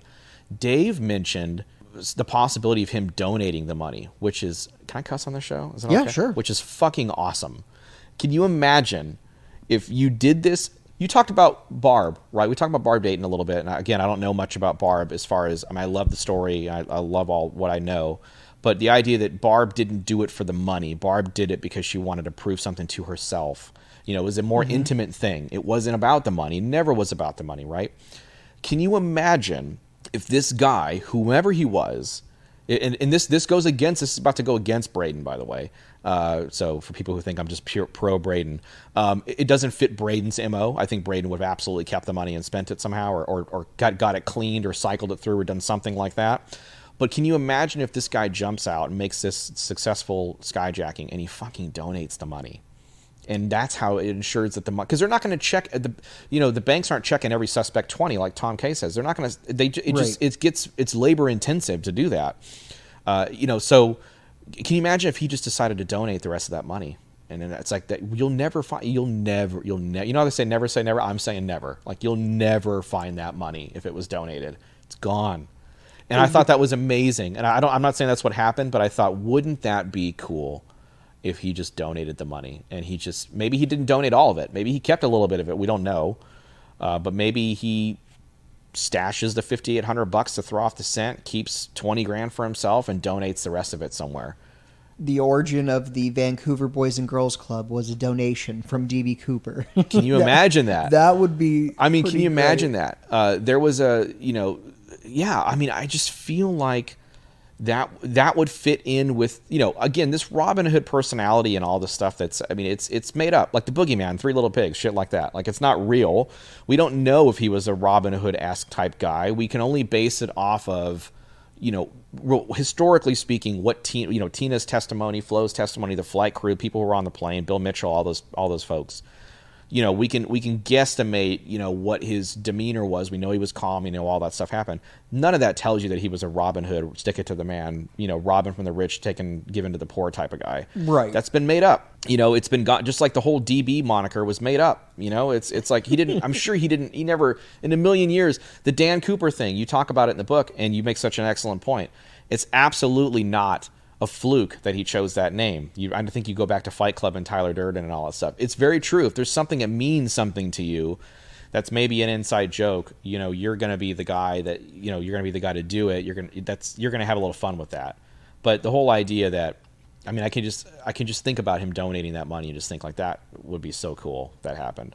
But you're a fan of him choosing that name from the comic book. I think so. I think so, because when you look at the comic and you do a little bit of research, it's like, well, that's kind of okay. Yeah, that makes sense. Like, maybe he was a big fan, a Dan Cooper, comic fan, in a lot of the same ways you tie the Fight Club stuff together with, modern audiences and stuff. You would pick something that means something to you. Obviously, he didn't know it was going to be, morphed into DB Cooper, But, the whole Dan Cooper thing, I think, is absolutely intentional. Yeah, I'm sold on that after that conversation with you, for sure. Have you seen that? I believe it was Ryan Burns that found it. He found like a 1930s Air Trails. I don't want to call it a magazine. It's more like a pamphlet. But in there's a story about this guy, Dan Cooper, and it involves aircraft. And the next one's like about skydiving. And the way the story's written, it's always like, Dan Cooper sat down. Dan Cooper punched this guy in the face. Dan Cooper drank his bourbon. Yeah. So it's just interesting to see another reference of Dan Cooper outside of that comic book. But yeah, I'm with you. I'm not sure if I believe 100%. That's why I chose the name. Yeah. But I want to believe 100%. Yeah. That's why I chose the name. Me too. It's tough to say that would be a coincidence. And again, this shows my ignorance to the case when I asked you about that. I mean, I truly didn't know. I was like, so you think it was just a random pick? And you're like, no, hell no, that's not a random pick. Let me tell you, why it's not. And you really laid it out. And I think that when you hear stuff like that, it becomes really evident. I mean, it was personal for him. It was a personal little thing that just kind of made him smile internally. I'm sure he saw the coverage. I'm sure he saw all that stuff. And, they're talking about Dan Cooper and then, of course, D.B. Cooper. And he probably was like, what the hell is that going? But whatever. Close enough, right? Yeah, they ruined my joke. Yeah, I ruined my joke. But, I feel like, they did say Dan Cooper a couple of times in the coverage and stuff. So, I think he probably got a big kick out of that. What do you think of the particles left behind on the tie? I think that is where a potential, I think that's where science can take over where history's failed, potentially. I think that's to Mark Zaid's credit. He talked a lot about that in the book and in the show originally. That's why he steps into these cases, is he wants science to take over where history couldn't quite, bring it home, basically. I think the particles in the tie, are legitimate, are legitimate piece of evidence to track down. And if you're going to doggedly research something, if you're going to take it, as small as you can or down to the smallest detail, I think that's where you go with those tie particles. And I think that's what they're doing. I mean, I think it's a natural progression from having the tie. It blows my mind that we've even got the tie. That really blows my mind, because I feel like, I've been talking up this guy's genius and his intelligence level the whole time and everything, and he leaves the tie behind, whether it falls off of him or he just throws it or gets rid of it when he puts on the straps on the chute or whatever. The fact that we've got that tie, and we had those cigarette butts. I don't know. Eric Eulis definitively says they were destroyed, and he knows that they were. So, that's Eric Eulis. I'm gonna buy that if he believes that they were destroyed. Who am I to question that? But if the fact that we've got the tie in general, and that they're doing what they're doing now on it, is pretty great. It's opening up new suspects and new leads. That's what these all are. This is what this is all about. Do you think that can lead to the conclusion of the case? Yeah. I guess it depends on how good the lead is that you get from those particles, right? Like if you can narrow it down. I love what Tom Kay says in the book. He talks about, really the tie particles and kind of examining it, and that really really shrinks Cooper's world a lot. I think if you can do that, I think it can certainly help do that. You might be able to narrow this down to where like it maybe only a couple hundred dudes or something, and that's a hell of a lot better than we've got now. So will it be like Yahtzee, and it's like, okay, we got the guy. This is the guy. It narrows down to this dude. I don't know. I'm not smart enough to know that. I would say that it could certainly help it narrow it down to an extreme amount of small amount of suspects, potentially.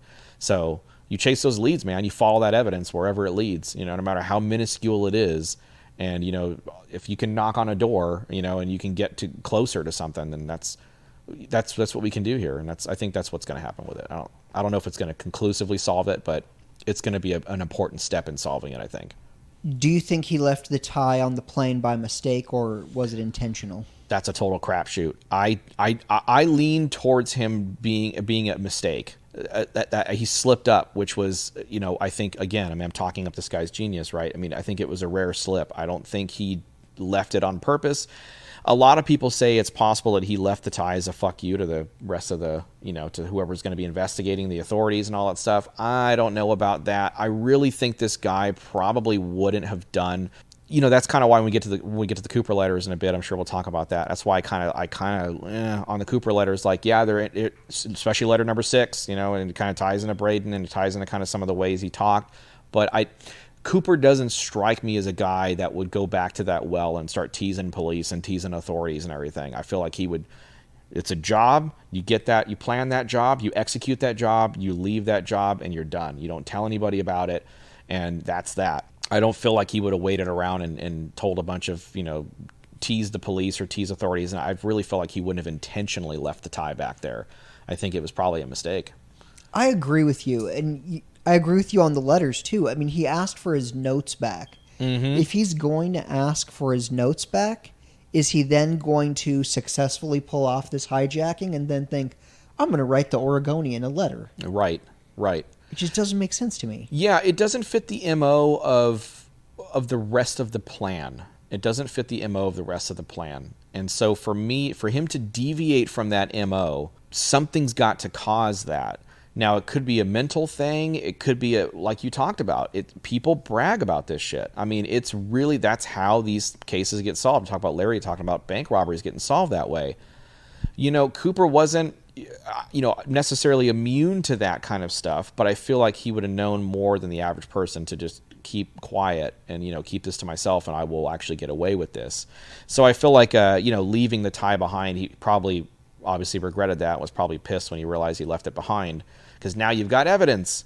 Now you've got something. Maybe in 1971 you don't have a whole lot, but I would imagine that, as DNA and scientific advancements happen, you're going to find breakthroughs. You're going to find people that are going to tie, the particles in that tie or whatever, back to suspects, much like they're doing right now as we speak. So maybe he was right about being pissed about leaving that tie, if that's how he felt about it. All right, Chris, give me a percentage here. What do you think the percentage is? It was likely his tie or that he bought it secondhand, or it was his buddy's tie he stole or something like that, but wasn't the tie that he wore every day? That's a tough question because we don't know. I mean, we just don't know. I guess you could say 50-50. I mean, it's hard to tell, right? I mean, did he buy it secondhand, at a secondhand store? Sure. I mean, that's possible. If he was putting a disguise together, he threw the shades on, threw the suit on, maybe he needed a tie, he buys it at a secondhand store, done deal, he's got a tie. Was that his personal tie that he wore if he was a factory worker or worked around metal and everything, all this stuff? Sure, 50% maybe. I mean, I'd say 50-50. It's really tough until you get, you might not be able to answer that question until you have a definitive suspect. That's a good point. You might. That's one of those questions you'll get answers to once you get the big answer. Okay, who was he? So who was he? What became of the money? Those are the two questions. We don't know. We don't need to know about. We know how he pulled it off. We know about all that stuff. But you're going to have about a half a dozen questions you're going to be able to answer by answering those two major questions. Who was this guy, and where did the money go?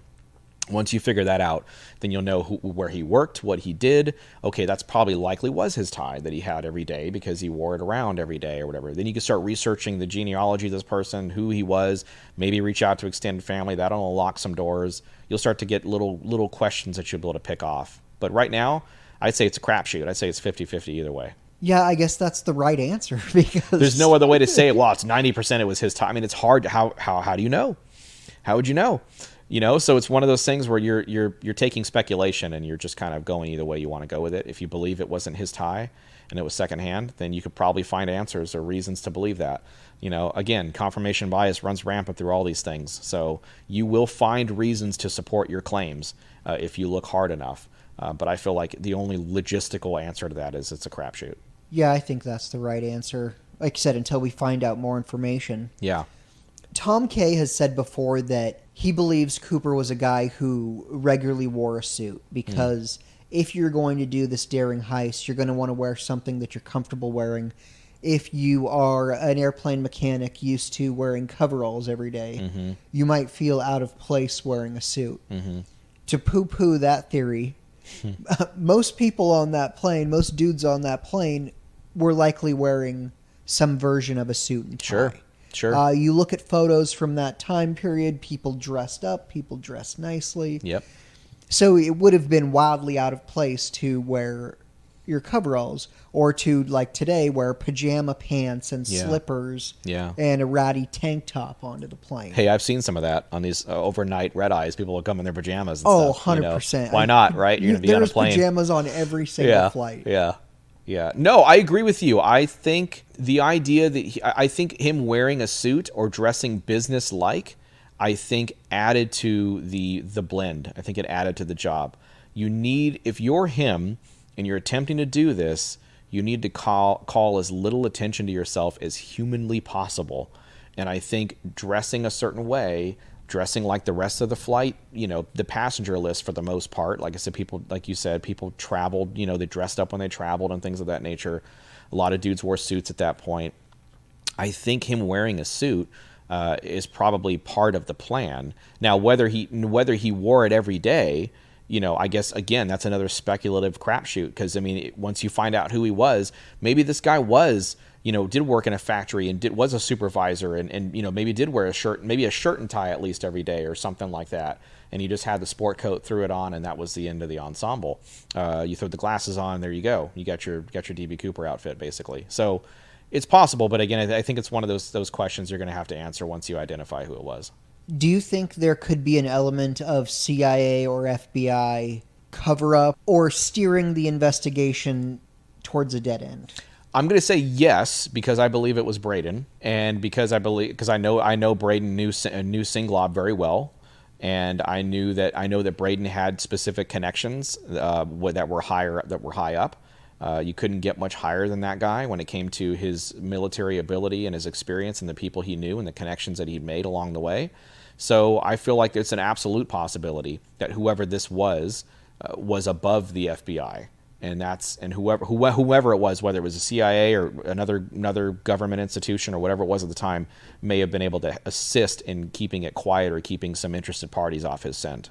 It's friends in high places. Friends in high places, sort of thing. Yeah, that happens even now with some of the some really bad people that are out there. If they're being utilized for government operations or for things of that nature, that government will actually help keep other interested parties off their tail, to kind of make it more exclusive to them. So I feel like if he was now, that's not to say he was doing this for the CIA or as a CIA job or anything like that, because nothing really tells us anything to support that. But I feel like if he was doing the homework he was doing and doing what I've been saying he was doing, then he probably would have made those connections. Going out to talk to Lyle Cameron Sr. potentially. I know Lyle Cameron didn't say he knew the guy or anything like that, but if he had been sort of aimed at Lyle, hey, go talk to this guy. This is who you want to talk to if you need to know about these questions. He could have been helped along the way, and it's possible that even after the fact, after the skyjacking, they could have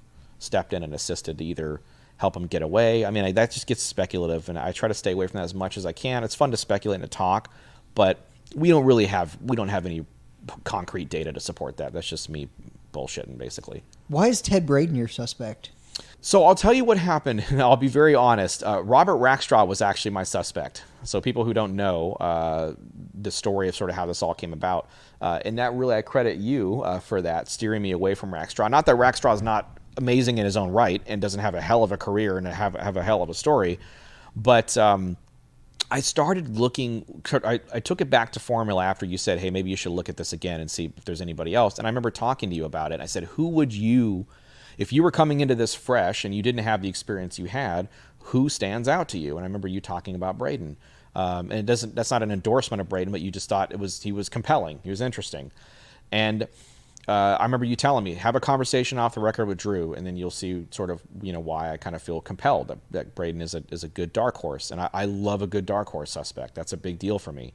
I'm not interested so much, again, it shows my ignorance because I didn't think he'd had so much spotlight shown on him. But I'm generally not interested in suspects who have a lot of spotlight shown on them because they've been done to death. That they're not that person, or that all the reasons why people say that they are that person, whatever the case is. So Braden, I started looking at his career. Again, I removed Thanksgiving Eve from his resume, and I just looked at the guy's career. He lies about his age. He gets into the tail end of World War II. He fights at the Battle of the Bulge. He sees action in Vietnam. He's a mercenary. He joins the MACV SOGs. They do some crazy-ass shit over there in an area that just was not a safe area. And this is a guy who had... when you look at his jump records, right, and you look at all this stuff and how many jumps and this guy loved to pull the ripcord under 1,000 feet. He was intimate in the air, intimately comfortable with parachutes and with military parachutes in particular, which is what Cooper chose ultimately. And I feel like the connections that he had made while he was in the MACV-SOG and the people that supported him, like Drew talks about, Billy Waugh and John Plaster and all, not just those two guys, but like all of the people that were around Braden at the time, that were under him, beside him, above him, everybody that talks about the Cooper heist, there's never a number two. There's never like, oh, it's Braden or it's Johnson or whatever. It's Braden. That's it. It's got to be Braden. This is the guy that had balls of steel. This is the guy that had, maybe 1,000 jumps, 600, 800 halos. I mean, the guy pioneered it. The guy would do free falls and all this crazy shit and jump out of the back of these aircraft. And he had like this death wish. And like, you start looking at all this stuff. And then you start looking at sort of like, could this guy keep his calm, keep his cool? There is evidence, there's not rumor, but there's evidence to support that he was a hothead. He put a gun to the head of a couple of his people at different times. I mean, we're going to do it my way, but he did it in a way that's like, hey, it's my way. I'm not yelling at you. I'm not getting crazy. We're doing it my way. And I felt like looking at all this stuff and looking at Braden's record and looking at what he could do in the air, it just felt, and then looking at the Fort Dix stuff, it just felt like this guy's demeanor and MO and everything just matched. I mean, beautifully. And the skills are off the charts. I interviewed Hank Birch for the book, and it was a beautiful interview, and Hank was amazing, and he recalled all this great detail about him. It's limited interaction with Braden when he was in the hold at Fort Dix. And he talked about just, the guy, like the blood pressure in this guy would have been like flawless if he would have taken it. Like he was just like perfect. He had the Cochrane boots, he had the spit shine, all the belt buckle, and he had all the stuff. He was able to smoke. He had a TV and all the stuff that you normally wouldn't have in those situations. This guy had, which told Hank, which told Drew, which told me that this guy had connections. He knew people. And he had the ability to just stay completely calm in an uncontrollable situation as far as the outside eye would be concerned. So I looked at all of that, and I thought, this guy makes a compelling suspect. You look at McCoy, Rackstraw, all these people. There's, he's not the only, jumper in the group, obviously. But all of these guys, and all these guys had great careers. And then you look at Braden's, and it's like 10 rungs above everybody else's. And you're like, well, this is a guy that could have not only would have been probable, but it would have been easy for him to do this jump. And does that tie into Cooper's demeanor and how he acted that night? Absolutely. Absolutely. 1,000%. So does that mean he was Braden? No. But what it does mean is that Braden was an absolute badass, and Braden knew exactly how to keep calm under pressure. He knew how to get shit done. These guys jumped into Laos and were like, did Drew ever tell you about how they would kill each other from the air? Like if they realized that they were going to get caught, your own people would shoot you from the fucking air. Like that's amazing to be in those positions. Way to go. Yeah, so think about all those positions. Think about all those instances in those scenarios. This would have been a walk in the park for a guy like Braden. Walk in the park with no problem. So that's what sold me. All that together, and Drew's conviction. And Hank's conviction, shit. I mean, all these people that are like fellow MACV-SOGs that were saying like, I'd bet my Medal of Honor on this and everything I own that Braden was Cooper. Like, these guys don't say things like that unless they know for sure, if they really feel in their soul that this guy was Cooper. So you add all that up together, and it makes for a very compelling argument that Braden and Cooper, for one night, were one and the same. There is no doubt that Braden could have pulled this off. And he had the ability to plan it and execute it, not just one or the other. Right. And I tend to lean away from FBI or CIA covered it up. But when you hear that story at Fort Dix, where Hank walks by his cell, and he's like, I peeked in there, and he was watching TV in a full uniform with a shined belt buckle, smoking a wood-tipped Cuban cigar. And the Cochrane boots. Yeah, and he's like, you know what? None of those things were allowed. Right. And then you hear he's released because they couldn't find enough staff to fill the courtroom. Right. And he's like, that's not an excuse. I've never heard that before. I never heard that after. Yeah. The idea that we didn't have staff is foolish. I mean, Of course we had staff. He was let go. Yeah. He was let go. That's exactly what it was. And you can read into that all you want. Was he let go because he had some kind of really crazy tie? We know he was. And he was close. up for what? Treason and desertion? Right. Well, they were going to try to prosecute him for AWOL, and he's like, "Well, you can't do AWOL. This is a desertion case."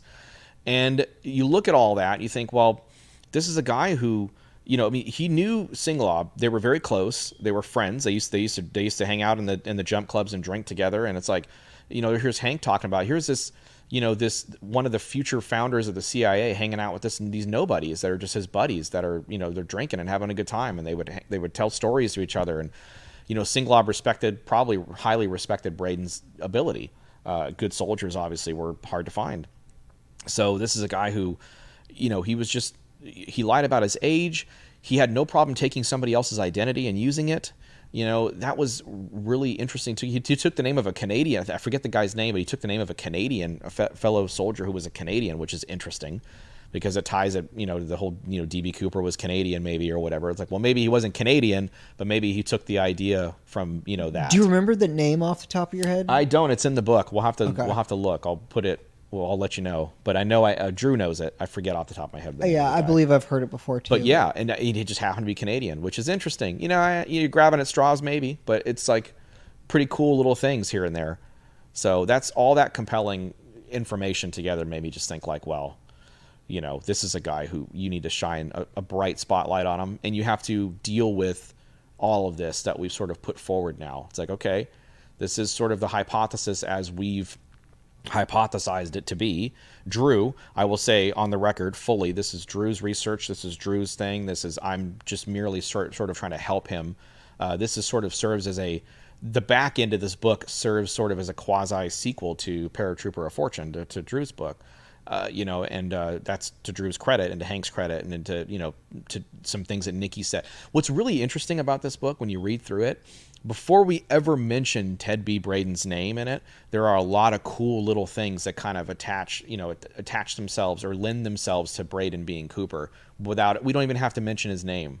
And that's kind of neat. And I think when you get those kind of scenarios, it makes the case stronger for that particular suspect. So, Dr. Bob Edwards saying that, oh yeah, this is a backpack with which a military man would have been familiar. You start like adding all these little things. Nikki saying at the end of right before we go into trial by jury, Nikki said, I asked him, it's like, so, you got this time frame. Is this enough time for Cooper to turn around and maybe put on his shoe? We're theorizing that he put his shoes on or whatever at that time, strap that, throw on that parachute and be gone. He's like, oh yeah, that's too much time for Braden.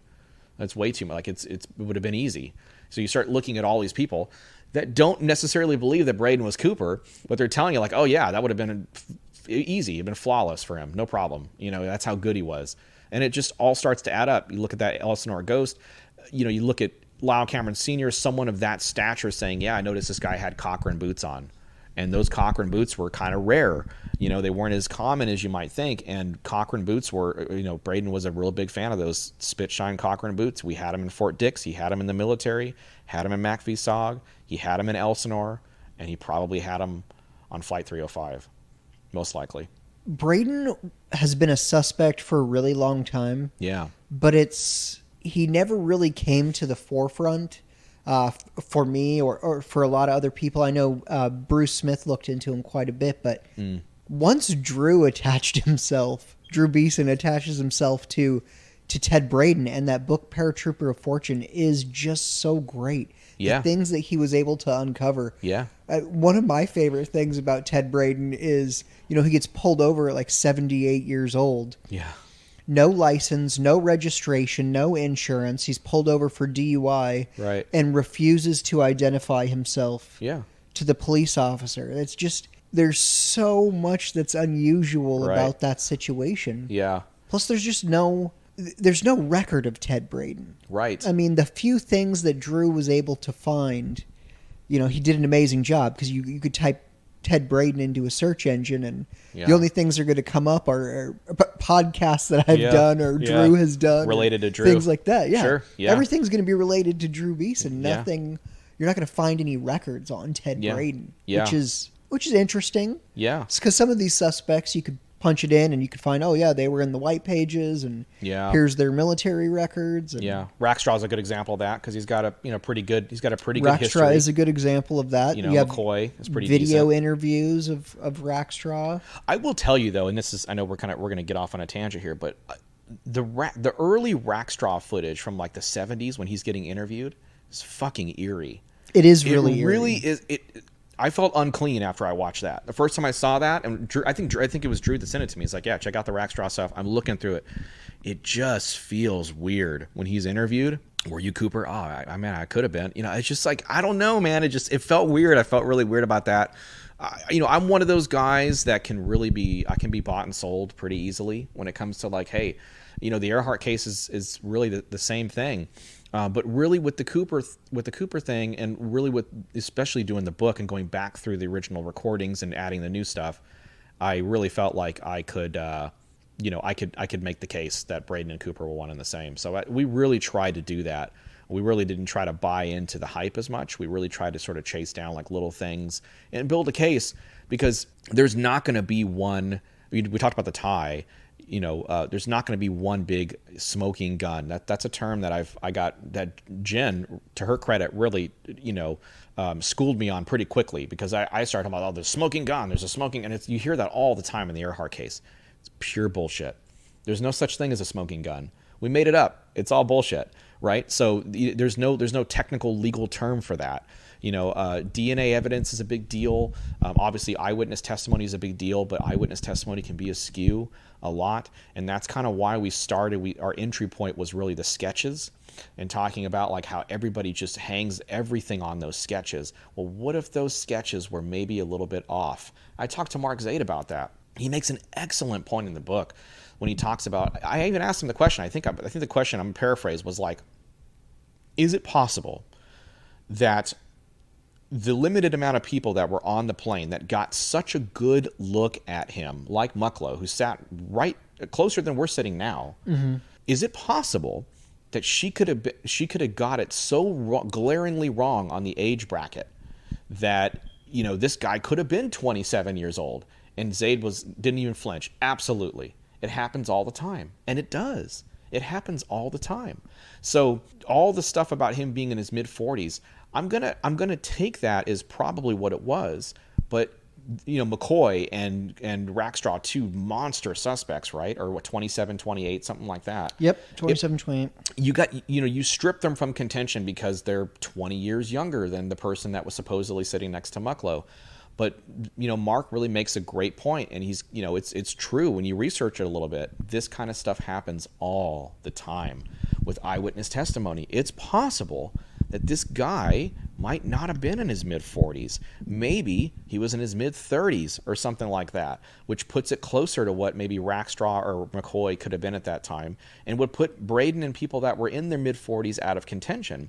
But because we only have what we have, then you have to sort of assume that the mid-40s is what we're going on. And so many people hang their hat on that, in addition to the height and the eye color and the hair, how did it look, and just all these little things. And Tessa in the book makes a really great point about filling in the gaps when you're in these situations. Cops sit you down, what did this guy look like? Okay, he had he had really big ears, like a really defining feature. I have a huge forehead. You would notice that, right?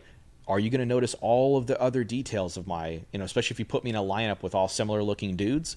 I don't know. I mean, you're going to start filling in the gaps, and I think that's what people do. Yeah, and people will tend to focus in on specific details. Like, I'm so tired of hearing debated his complexion. Mm-hmm. Like Latin, olive, swarthy, potentially of Native American descent. What does that mean? Right. Are we going as dark as a Native American? Yeah. Or is this a Caucasian that was tan? Yeah. Or is it a dark-skinned guy? Yeah. And people will focus in, it's more to prove their specific suspect, right? Yeah. So if their suspect is from Honduras, maybe they're going to lean into the potentially Native American or of Latin descent. Yeah. Whereas if your suspect is Kenny Christensen, who's pale as can be, Yeah. then maybe you're not bringing up an olive or swarthy complexion. Right. And, obviously we both know eyewitness testimony is not good. Mm. And you really only have Tina and Flo and potentially Bill Mitchell. Yeah. You have Gregory, I can't remember his first name on there, but he gives this description of Cooper that's way outside of what everyone else says. Right. Like really curly, wavy hair. He had a brown or russet suit with giant lapels. Yeah. And it's Yeah. so far outside of what everyone else said that it's like, Yeah. are we talking about the same guy here? Yeah. We don't even know. Yeah, that's a good point. I mean, there's so much is made of the details of the description, and to their credit, to people who are, I mean, you're going to do that. You're going to make the detail count, and I feel like that's what people are doing here, especially with specific things like the complexion. His height is another big one. I mean, it's big. It's a huge deal. While he's What goes against Braden? Is it height and eye color? Or does Braden have brown eyes? I can't remember. Braden had like a... trying to picture his Ramparts magazine picture. No, he had like blue eyes, kind of like bluish eyes. And some of the sketches said that he had blue eyes, that he might have had hazel eyes, that he had brown eyes. It's interesting to look at that because, I mean, how many times did he actually take off his glasses when he was on the plane? I mean, I think you mentioned earlier, maybe once that he actually had his glasses off. So. Yeah, he boards the plane, no glasses, passes the note, no glasses, then puts the glasses on. Right. So you'd have to have somebody who would have really zeroed in on his eyes before he put his glasses on, which is possible, sure. But I feel like, once those glasses go on, he could have had black eyes and nobody, you don't know. Most people, that's when they start looking at them. The glasses call attention when you put glasses on. If I walk into a room or something and I have glasses on, like, in here or something, it's going to be like, why the hell is that guy got glasses on inside a room? I get migraines and stuff, so that's why I have them sometimes. But, I mean, you don't know that. So people are going to think that's kind of weird that guy's putting glasses on inside in a plane. But I feel like the main thing against Braden, and we do try to hit this head on, is the height. Braden's a little short. For Cooper. Braden's, I think he's around 5'8" ish or 5'9", something like that. He's kind of short, but so he's an inch or two outside of the range. Inch or two out, yeah, and that's kind of what kind of goes back to what we were talking about earlier. He's an inch outside of the range. We're done. That's it, right? It's the same thing. It's like, well, okay, he doesn't have the right eye color or whatever, and I feel like, well, if that's all you got, then this guy is. You should take another look at this guy, and that's kind of what we do with this book. I mean, he's sitting down. Again, we talk about that. He had the boots on. The boots probably gave him a little bit of extra height on him, so it's possible that could have put him into that room for error area. But you're not floating the idea he was wearing lifts in his shoes. Right. No, I don't think so. I think just you give a little bit of a natural lift with like certain military boots. You're a little bit taller. That might be able to give you not an inch or so, but it might be able to get you into that area. I think there's a 3 or 4 inch room for error here. It's possible agree. Everybody's looking at him sitting down. The only person that really got a good look at him standing up, and he was probably hunched over in a little bit, is Tina at the very end. And, if you're looking at farther at the end, well, this guy, if you're looking 20 feet away or 30 feet down the back of the plane or whatever, however long it was, it's tough. It's tough for you to say, oh, yeah, he was definitely 5'10", right on the money, or he was like 5. Really the best thing we have is Hank Birch says that when he was in full dress uniform, he looked at Braden. He looked a little bit down at Braden, not by a lot, but just kind of a little bit. And Hank was telling me, he's like, I know that comes into play later when they talk about his height and everything. But, Drew talks about Braden being a chameleon and being able to, to blend in, and the whole idea of there being room for error in that, what is it, 5'9" to 6 feet, or what? It's something like that, right? It's I think it's 5'10" to 6 feet. 5'10" to 6 feet. So we only have a 2-inch window. 2-inch room. So, if he was 5'9", and sitting down, I mean, you couldn't. It's hard. It's like, can you dismiss off that? Some people would say absolutely, you can dismiss off of that. Eric talked about Sheridan Peterson and not him not being a smoker, and Cooper inherently being a smoker, and based off that alone, he has to dismiss Peterson. I mean, sometimes it can be as cut and dry as that. But I challenge sort of the. I don't want to say the authenticity of the sketches. That's a bad word, but I challenge the fact that the sketches should be gospel. I challenge the idea that maybe it's possible that some people that were doing the descriptions for the sketches maybe got a couple things wrong. Age, we talked about that with what Mark Zaid said. Well, they definitely got a couple things wrong because they changed the sketch completely. Right, which should they tell you. They went from Bing Crosby to Cary Grant. Right, which should tell you, which are two very different looking dudes. So which should tell you that, okay, well, maybe they didn't have it in the bag as hardcore as they thought they did. Maybe they didn't have it pinned down as hard as they thought they did. If you've got room, any kind of room for error, that puts everything back in play. What will it take to solve this case, to prove it was Ted Braden? Well, for Braden, I think it's going to have to be DNA, and Drew's already taken the step for that. He's gotten DNA through some of Braden's extended relative, and I think what Mark mentioned in the show, which was very compelling, and it's in the book too, is that, hey, if you've got any suspect that you can prove is dead, like, bring me an obituary, bring me something, I'll help you pull all their military records, I'll try to help you get everything. You talk about there not being much on Braden, you might be right. I think if anybody in the world can get those records pulled, it's Mark Zaid. And I think that, in combination with if they ever can extract DNA off of the tie somehow, potentially, the cigarette butts or the magical missing slide of his hair. Yeah. I mean, that's a lot of that's wishful thinking right now. But let's say theoretically, I will say this: theoretically, tomorrow, if the cigarette butts showed up, okay, and we know we'd have DNA there, depending on how they were handled, which hopefully good enough to preserve some DNA. Drew's ready. He's ready. He's got the sample. He's ready to determine if it was Braden or if Braden can be excluded. The first question I asked Drew, and I don't think the only time I've ever said this is with Drew on his show, but the first thing I asked Drew is, are you ready? Because if you go down this road, you might not like what you find. And are you really sure? Are you really sure that you're ready to find out if Braden was Cooper or not? Or are you ready to find out that maybe he wasn't?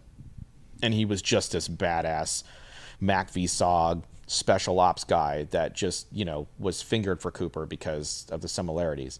And he said yes. And that's what made me want to go all in with him. It's like, all right, let's do it. So if Mark Zaid can pull military records, get some kind of a record, if those butts show up, I don't think they will. If they can extract DNA off that tie, Drew's ready. And that's kind of how we end in the book and everything. It's not really necessarily a cliffhanger. It's just like, we are ready to take these next steps. We're ready to find out. And if we're wrong and it's not Braden, hey, then we're wrong.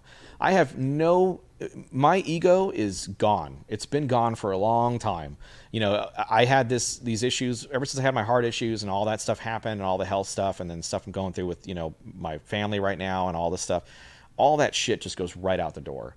Like, if I'm wrong about Amelia Earhart, some theory on Amelia Earhart, then okay. Same thing kind of like that Mark said. He's like, look, we think it's Rackstraw because nobody's ever shown us any information that shows us it's not Rackstraw. I think Rackstraw fits. I think it works. If it's not him, then hey, tell me who it was and I'll help you get the records for them. That's the kind of attitude you need for these cases. You need attitudes like Drew has, like Nikki's got, like people like that really are just like, hey, we're going to follow this evidence wherever it takes us, and whoever it takes us to, that's where we're going to go. That's what we're going to drill down on. It's going to take DNA. It's going to take something monstrous.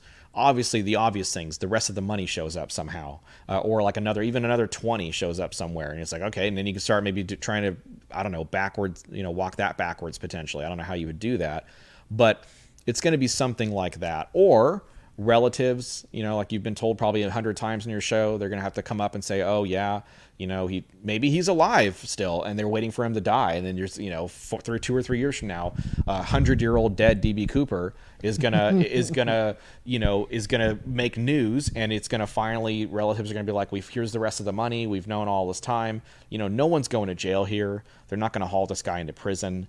If he shows up to the nearest FBI field office, or family of his shows up and they throw the rest of the money on the table and say, we know the whole story, what do you guys want to know? No one's going to prison over this at this point.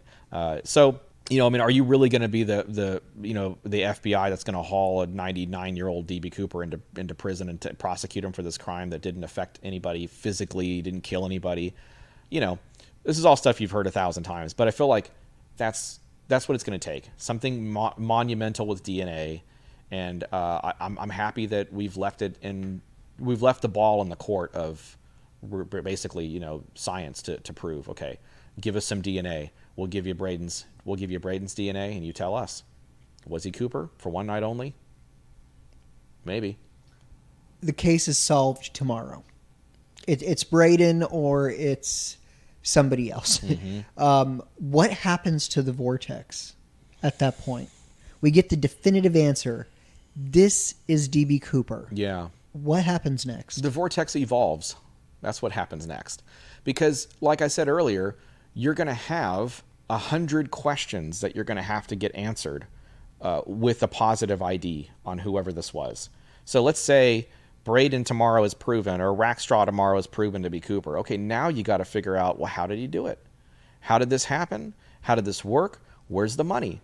What happened in the 51 years after the skyjacking? Everybody's going to want to know that story. Oh, yeah. So I think the Vortex evolves into trying to finish telling the story, because you find a positive ID on somebody and you might have the chief concrete answer there.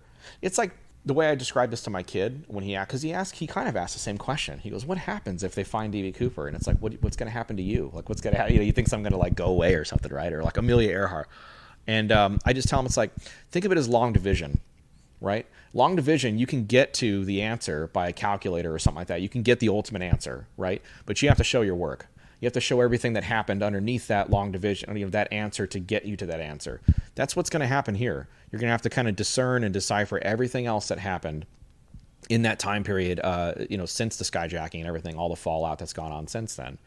And so I think the Vortex would just evolve and try to figure all that information out. I don't think it just dissolves overnight, because now it's going to take a hit. I mean, people are going to be like, all right, well, there's going to be some shock and awe and everything, and that's going to be, you see that with every press conference that hits and all this, in every new suspect that gets put out, there's a little bit of a jarring shock and awe. Half the people are like, oh shit, this is the guy. The other half of the people are like, nah, I had no way, that's not the guy. Like, what about this? What about this? What about that? No turkey neck, no big ears, no, it's like all this, like, okay, round and round we go, right? It's the same thing with Earhart, same thing with Jack the Ripper, it's the same thing with Jesse James, Zodiac, you name it. They're not uncommon. Cooper's not special, and that's kind of the thing that I realized pretty quickly is like, oh, this case is pretty similar to a lot of the other ones that we do. It's just, there's different specifics, but it's pretty much the same thing. So I think the Vortex goes on. I think it evolves. I think it continues to try to discern what the story was and fill in all the gaps that the positive ID would just sort of leave us with. One thing that's wildly different about Cooper than the Zodiac or Jack the Ripper, there's hundreds of confessions. Yeah. There haven't been hundreds of confessions Right. that I'm the Zodiac killer. Yeah. Why have so many people confessed to this? It's such a cool crime. No, I mean, obviously, and it's a terrible thing to say in a way, because I'm not trying to disrespect or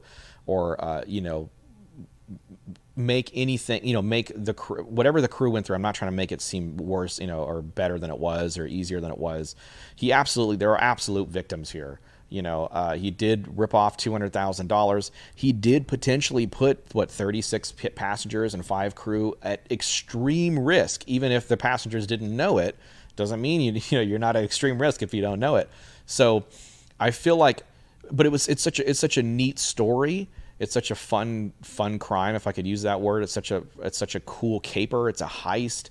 Why do people love Ocean's 11 and all these different heist movies and all that stuff? It's because it's like, this guy did this on his own, potentially pulled this off and got away with this money, and no one ever figured out who he was.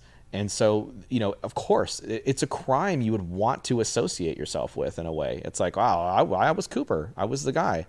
And they never got me. I was the guy, kind of thing. And so I think that's why it's just attractive. It's an attractive, case to be pinned on somebody. And if you can be D.B. Cooper, man, I mean, everybody wants to be D.B. Cooper, I think. I mean, look at all the people who dress up for him as for Halloween and stuff. I mean, it's a cool story, and everybody wants to be at the center of that story. So probably that's why there's so many confessions. It's just kind of like it's an attraction. Yeah, and it is. if we're sitting at a bar together and it's like, hey man, you know what? I'm DB Cooper. I pulled that off. I've got a story for you. It is cool and interesting. Whereas if I told you, hey man, you know that kid that was hit by a car last week? Yeah. And no one knows who did it. It was me. Right. You're not like, oh, that's cool. Tell me about how you got away with it. Yeah. It's like, oh gosh, that's terrible.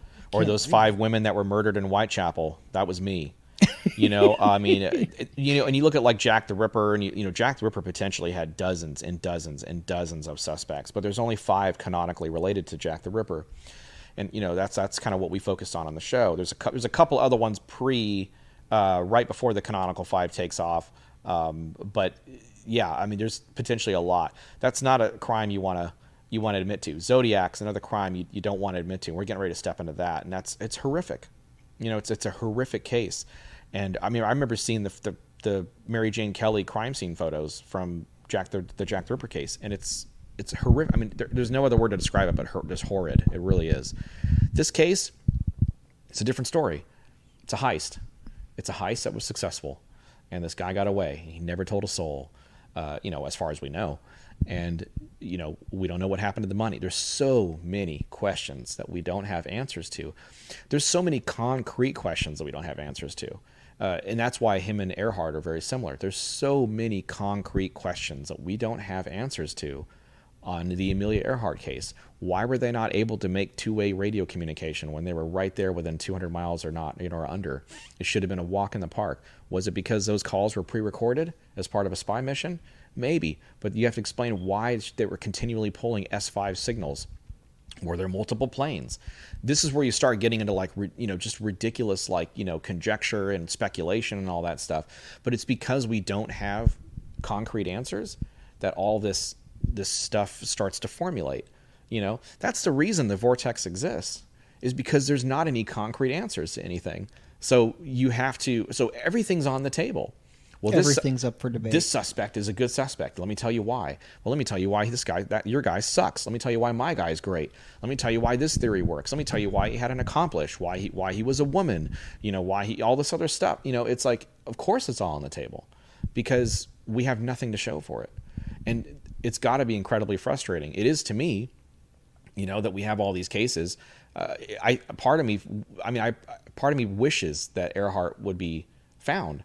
Because if Earhart was indeed captured by the Japanese, like we're talking about earlier and all that, I mean, she's victim 1 of World War II. She's one of the original victims of World War II. If she was a spy on a spy mission, whether she was knowingly part of it or knowingly forcefully taking part of it or whatever it was, and her and Noonan were in on it, and they were held at gunpoint, or potentially Noonan's head was cut off, they were kicked into shallow graves. If she died of dysentery in a jail cell, the world should know that she was an American hero, that she died prior to Pearl Harbor, the Pearl Harbor attack, and prior to all America's involvement in World War II.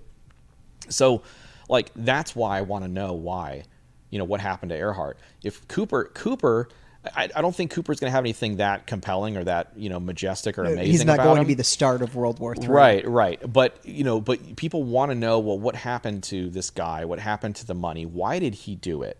You know, the grudge, we didn't really talk about the grudge, but like the whole idea that he had a grudge.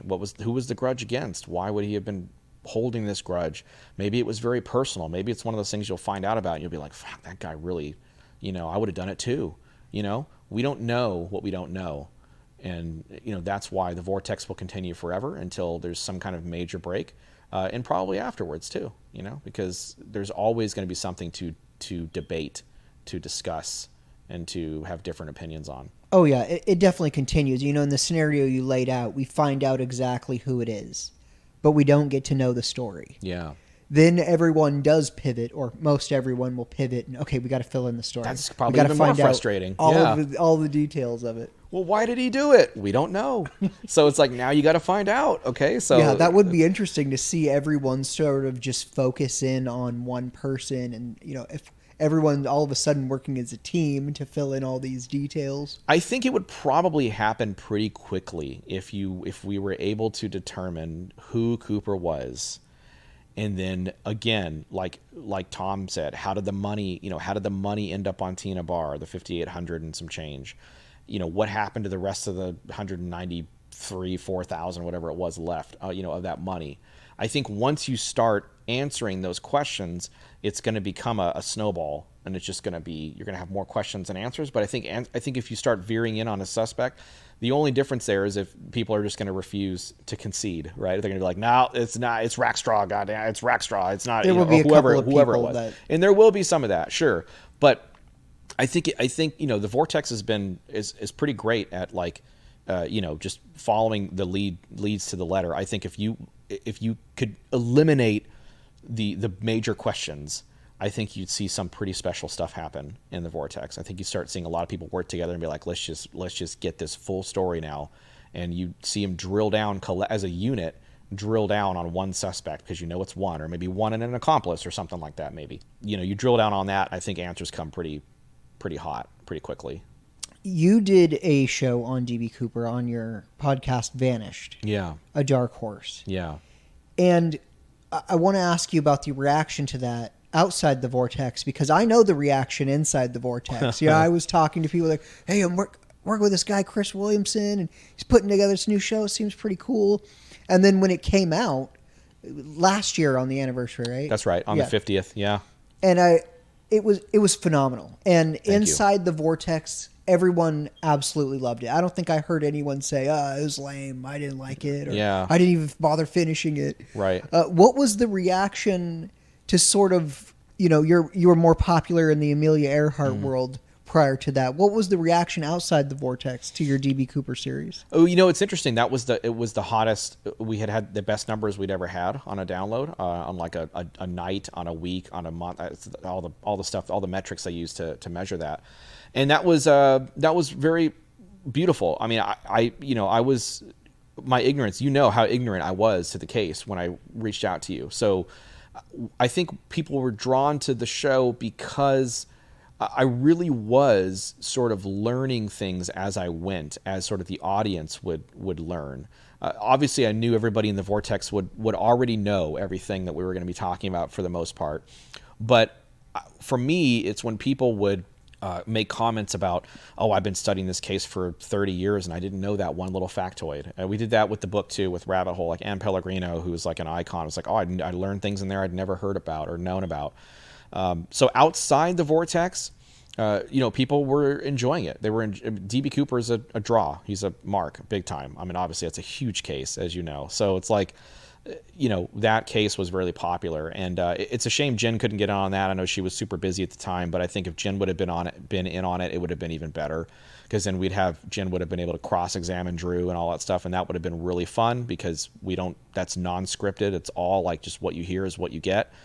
And we had some really immeasurable moments in the Earhart case when we did that cross-examination stuff. So, oh yeah, I heard a bunch of those. There was a lot of fun stuff with that, and a lot of behind-the-scenes stuff going on throughout all that too. So, but I think people just really enjoyed it. It was really warmly received, and I think I have to tip my hat to you and to everybody who, I mean, without you guys, without you stepping in and helping guide sort of the ship, so to speak, on what we were doing, I think it wouldn't have been presented as well. You start talking about, Dave, and, I brought in Angel Mays and Javier Leyva, who were not Cooper experts, but they're experts in their own right, in their own fields and stuff, and trying to set things up before you made your entrance into the show. And I think it's to the credit of the cast. I call it a cast, like, the cast of the show, basically. Everybody who was involved in it. I'm just feeding questions to people. That's really all I'm doing. And I'm making my own observations as I go. People can agree with them or not, but I think it was warmly received, all around, and I think it was a lot of fun. And seeing the screenshots of people listening to it that night, and all that stuff. I think you sent me one, and a couple other people did. I listened to my basement in the dark. That's cool. I mean, we tried to make it a little more theatrical, and a little more you do all that stuff to just kind of make people want to keep their ears on the show and listen to it, of course. But really, it's the content, getting people like Mark Zaid to return from he did the booth stuff with us and he came back. We're only going to be as good as the cast, as the really the people we have on the show. No one's going to want to sit there and listen to me bullshit about Cooper when I don't really know a whole lot about it. It's you guys that know, like the back of your hand, that can educate our audience. So, for me, it was special because I I'd step into a case that's not mine. I'm an Earhart guy, as you know, and we've said many times tonight. But I mean, for people to be as welcoming with their case and not be, oh, I'm not going to talk to this guy because, I don't want to share my knowledge or whatever with his audience. It wasn't like that. It was very good. And even the declines we got were very respectful. Like, thank you, but no thank you. I've got this going on right now. I can't do this, or I'm going to decline. It was very good. So my experience with the Vortex, I would rate it very highly when it comes to that. Even though it was a very short, only 3 or 4 months, I was kind of recording intensely leading up to the show. But yeah, it was a lot of fun. I'm glad it was received as well as it was. I'm proud of that. I'm excited for a positive review of the community that is the Cooper Vortex. A lot of times people on the show are like, the Vortex, they disagree. They're all grumpy. They don't know what they're talking about. Yeah, but, yeah. No, my experience was not like that. There was people that disagreed. Surely, I'm sure there will be people that disagree with, the conclusions that we make or even don't make in the book, really, frankly.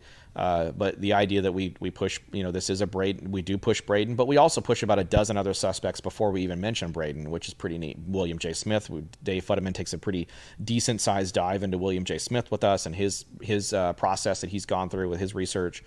And, you were great going through, all these different people. I shot out names and you just kind of told us their stories and we had great stuff there. Before you get to Braden, you get to hear about Smith, you get to hear about Christensen, Rackstraw, McCoy, Barb Dayton, John List, a bunch of people that are like, really kind of far out there. Some people that are like, really major players in the suspect list, and then we try to do a mixture of everything. Dwayne Weber, we got some good stuff from Nikki on Dwayne Weber and Joe Weber's side of it and everything. So, looking at the book and looking at the presentation, yes, it's a Braden. We conclude that Braden is a strong suspect for Cooper, but by all means, I think it's by and large, I think it's better. It's a more general show, and the book is, when you read it, it presents generally. As far as like, okay, this is an exploration of the Cooper case with the idea that, hey, maybe they've got some suspect that's new to general audiences. Certainly not to the Vortex, as you've pointed out. Braden's been around for a while, so. Did you know you were going to do the book when you started the show, or did you do the book based on sort of the reaction and the success of the show? I did the book based on the reaction to Rabbit Hole, actually. Was never going to write a book, period. But with Earhart and with Rabbit Hole, people started, for a long time, people had asked me about written transcripts of the show. And I didn't want to just give out like PDFs, or I didn't want to just do it like sloppily or whatever. I wanted to try to put it into like a cohesive, tangible thing you could hold and read. And then I thought, well, what if we put retrospectives in there and put new information in there, so that way it's not the same. It's not just a podcast. It's like you're getting a little extra something with the book version than you'd get with the podcast. But I only wrote the Cooper book. It was a natural fit to stay in aviation and stay there after the success of Rabbit Hole. And that was, an 800-plus page book. And all of a sudden it seemed like I had already been editing the Cooper piece for probably about a year or so, halfway off and on. And so, when you get to like 250 pages, that's nothing when you just edited, 850 basically. Right. Probably 20 or 30 times over, and it's like, wow, 250 pages is now you fit 4 or 5 of these in one of these Rabbit Hole books. So, yeah, it was done purely off of that, basically. Yeah. Well, is there anything we missed, Chris? No, I don't think so. This has been great. This is, I knew we'd do this at some point. So this is really weird for me because, again, I'm not a Cooper guy. I will tell you that. This is not my case or anything, but to be on this show is really kind of surreal because it's been a long time coming. We've been supposed to have met a couple of times now by this point. Yeah. Now we're sitting in my basement and we're doing this show and we're just having a conversation. And this conversation goes a lot like all of our off the record ones, even really. They're just pretty much the same thing. We're just kind of recording. And I think it's an honor for me. It's a big honor for me to take part into this. And I would tell the Vortex, I would send my warmest regards to the Vortex for allowing us to do that original show and to put this book out now. Whether you're consuming it via the show and audio or you're consuming it via the book, I appreciate it. And I hope it gives you pause to look at Braden under a microscope a little more aggressively. And I hope that we did a good enough job of giving people a snapshot of the case. sending them maybe your way for all the great detail and everything. But that's what this book is, and that's what the show was, and that's what we do. We're appetite wetters for really the real research that people might want to do, based off of hearing something in the book that sparks their interest. Well, if people want to tell you don't know anything about this case, or you're absolutely right on everything, yeah, or they just want to follow your work and listen to your show and read your books, yeah, where can they find you? Yeah, so you can go to vanishedshow.com. That's our website. That's our archive. That's where we have all the shows. We also have both books on in the store there. So vanishshow.com. You can also get both books. You can get Rabbit Hole and Take the Money and Run. You can get both of those on Amazon, Barnes & Noble, pretty much anywhere online you want to get them. There is a Kindle version of the Cooper book. We did not release a Kindle version for the Earhart book because that's just a task I don't want to do right now. It's going to be a major editing process to format it for Kindle. But the Cooper book is out in Kindle and paperback versions right now, and you can go pick it up in vanishshow.com, and we're on every major podcast platform. We just finished our 3-part series on Judge Joe Crater, which is another person people probably won't know.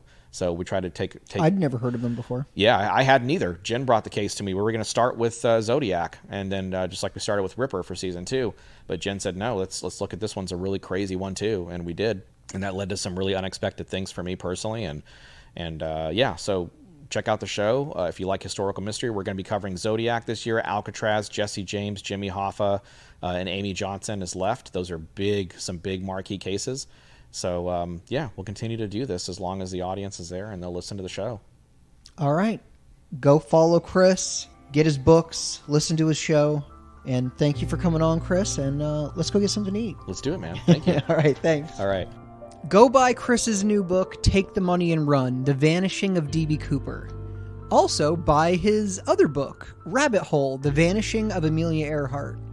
Visit his website, vanishshow.com, listen to Vanish Chasing Earhart and Me and My Friends wherever you listen to podcasts. And follow Chris on social media. We have links to all that in the show notes for you. Did you solve the case? Do you know how the money got to Tina Barr? Is your father D.B. Cooper? Hit us up. You can find us on Twitter, Facebook, Instagram, or email us dbcooperpodcast@gmail.com. Thank you to Chris Williamson for inviting me over to record in his man cave. Thank you to Russell Colbert, who once lured me into an actual cave. Thank you to Darren Osadich for letting us use his music. I'm Darren Schaefer, and thank you for listening to the Cooper Vortex.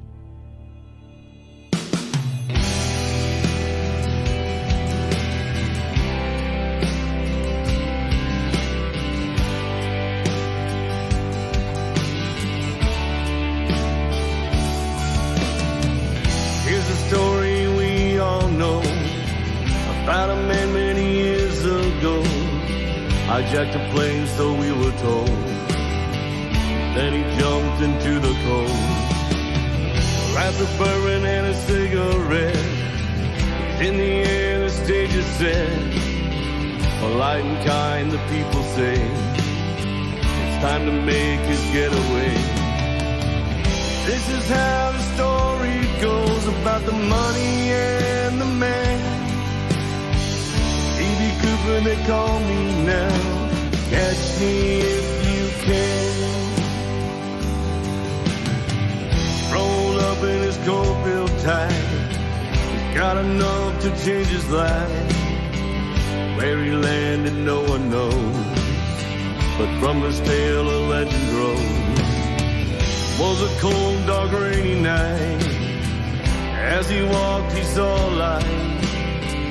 Held his cash close to his side. He just needs to catch a ride. This is how the story goes about the money and the man. D.B. Cooper, they call me now. Catch me if you can.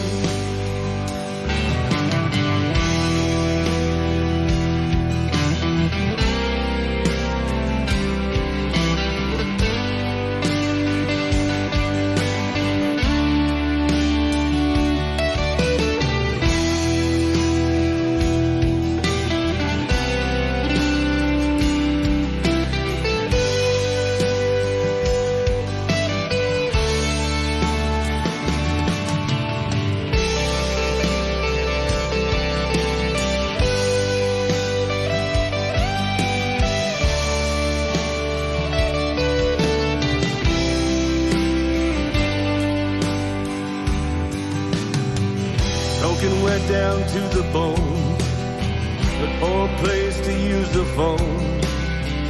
Little cafe outside of town. He walked in, he just sat down. Met a man with a cowboy hat, who told a friend right where he's at. Into the night he disappeared, and from that night a legend reared. This is how the story goes about the money and the man. D.B. Cooper, they call me now. Catch me if you can. 40 years, the secret's out. The story has been told. D.B. Cooper's done running now. He was 80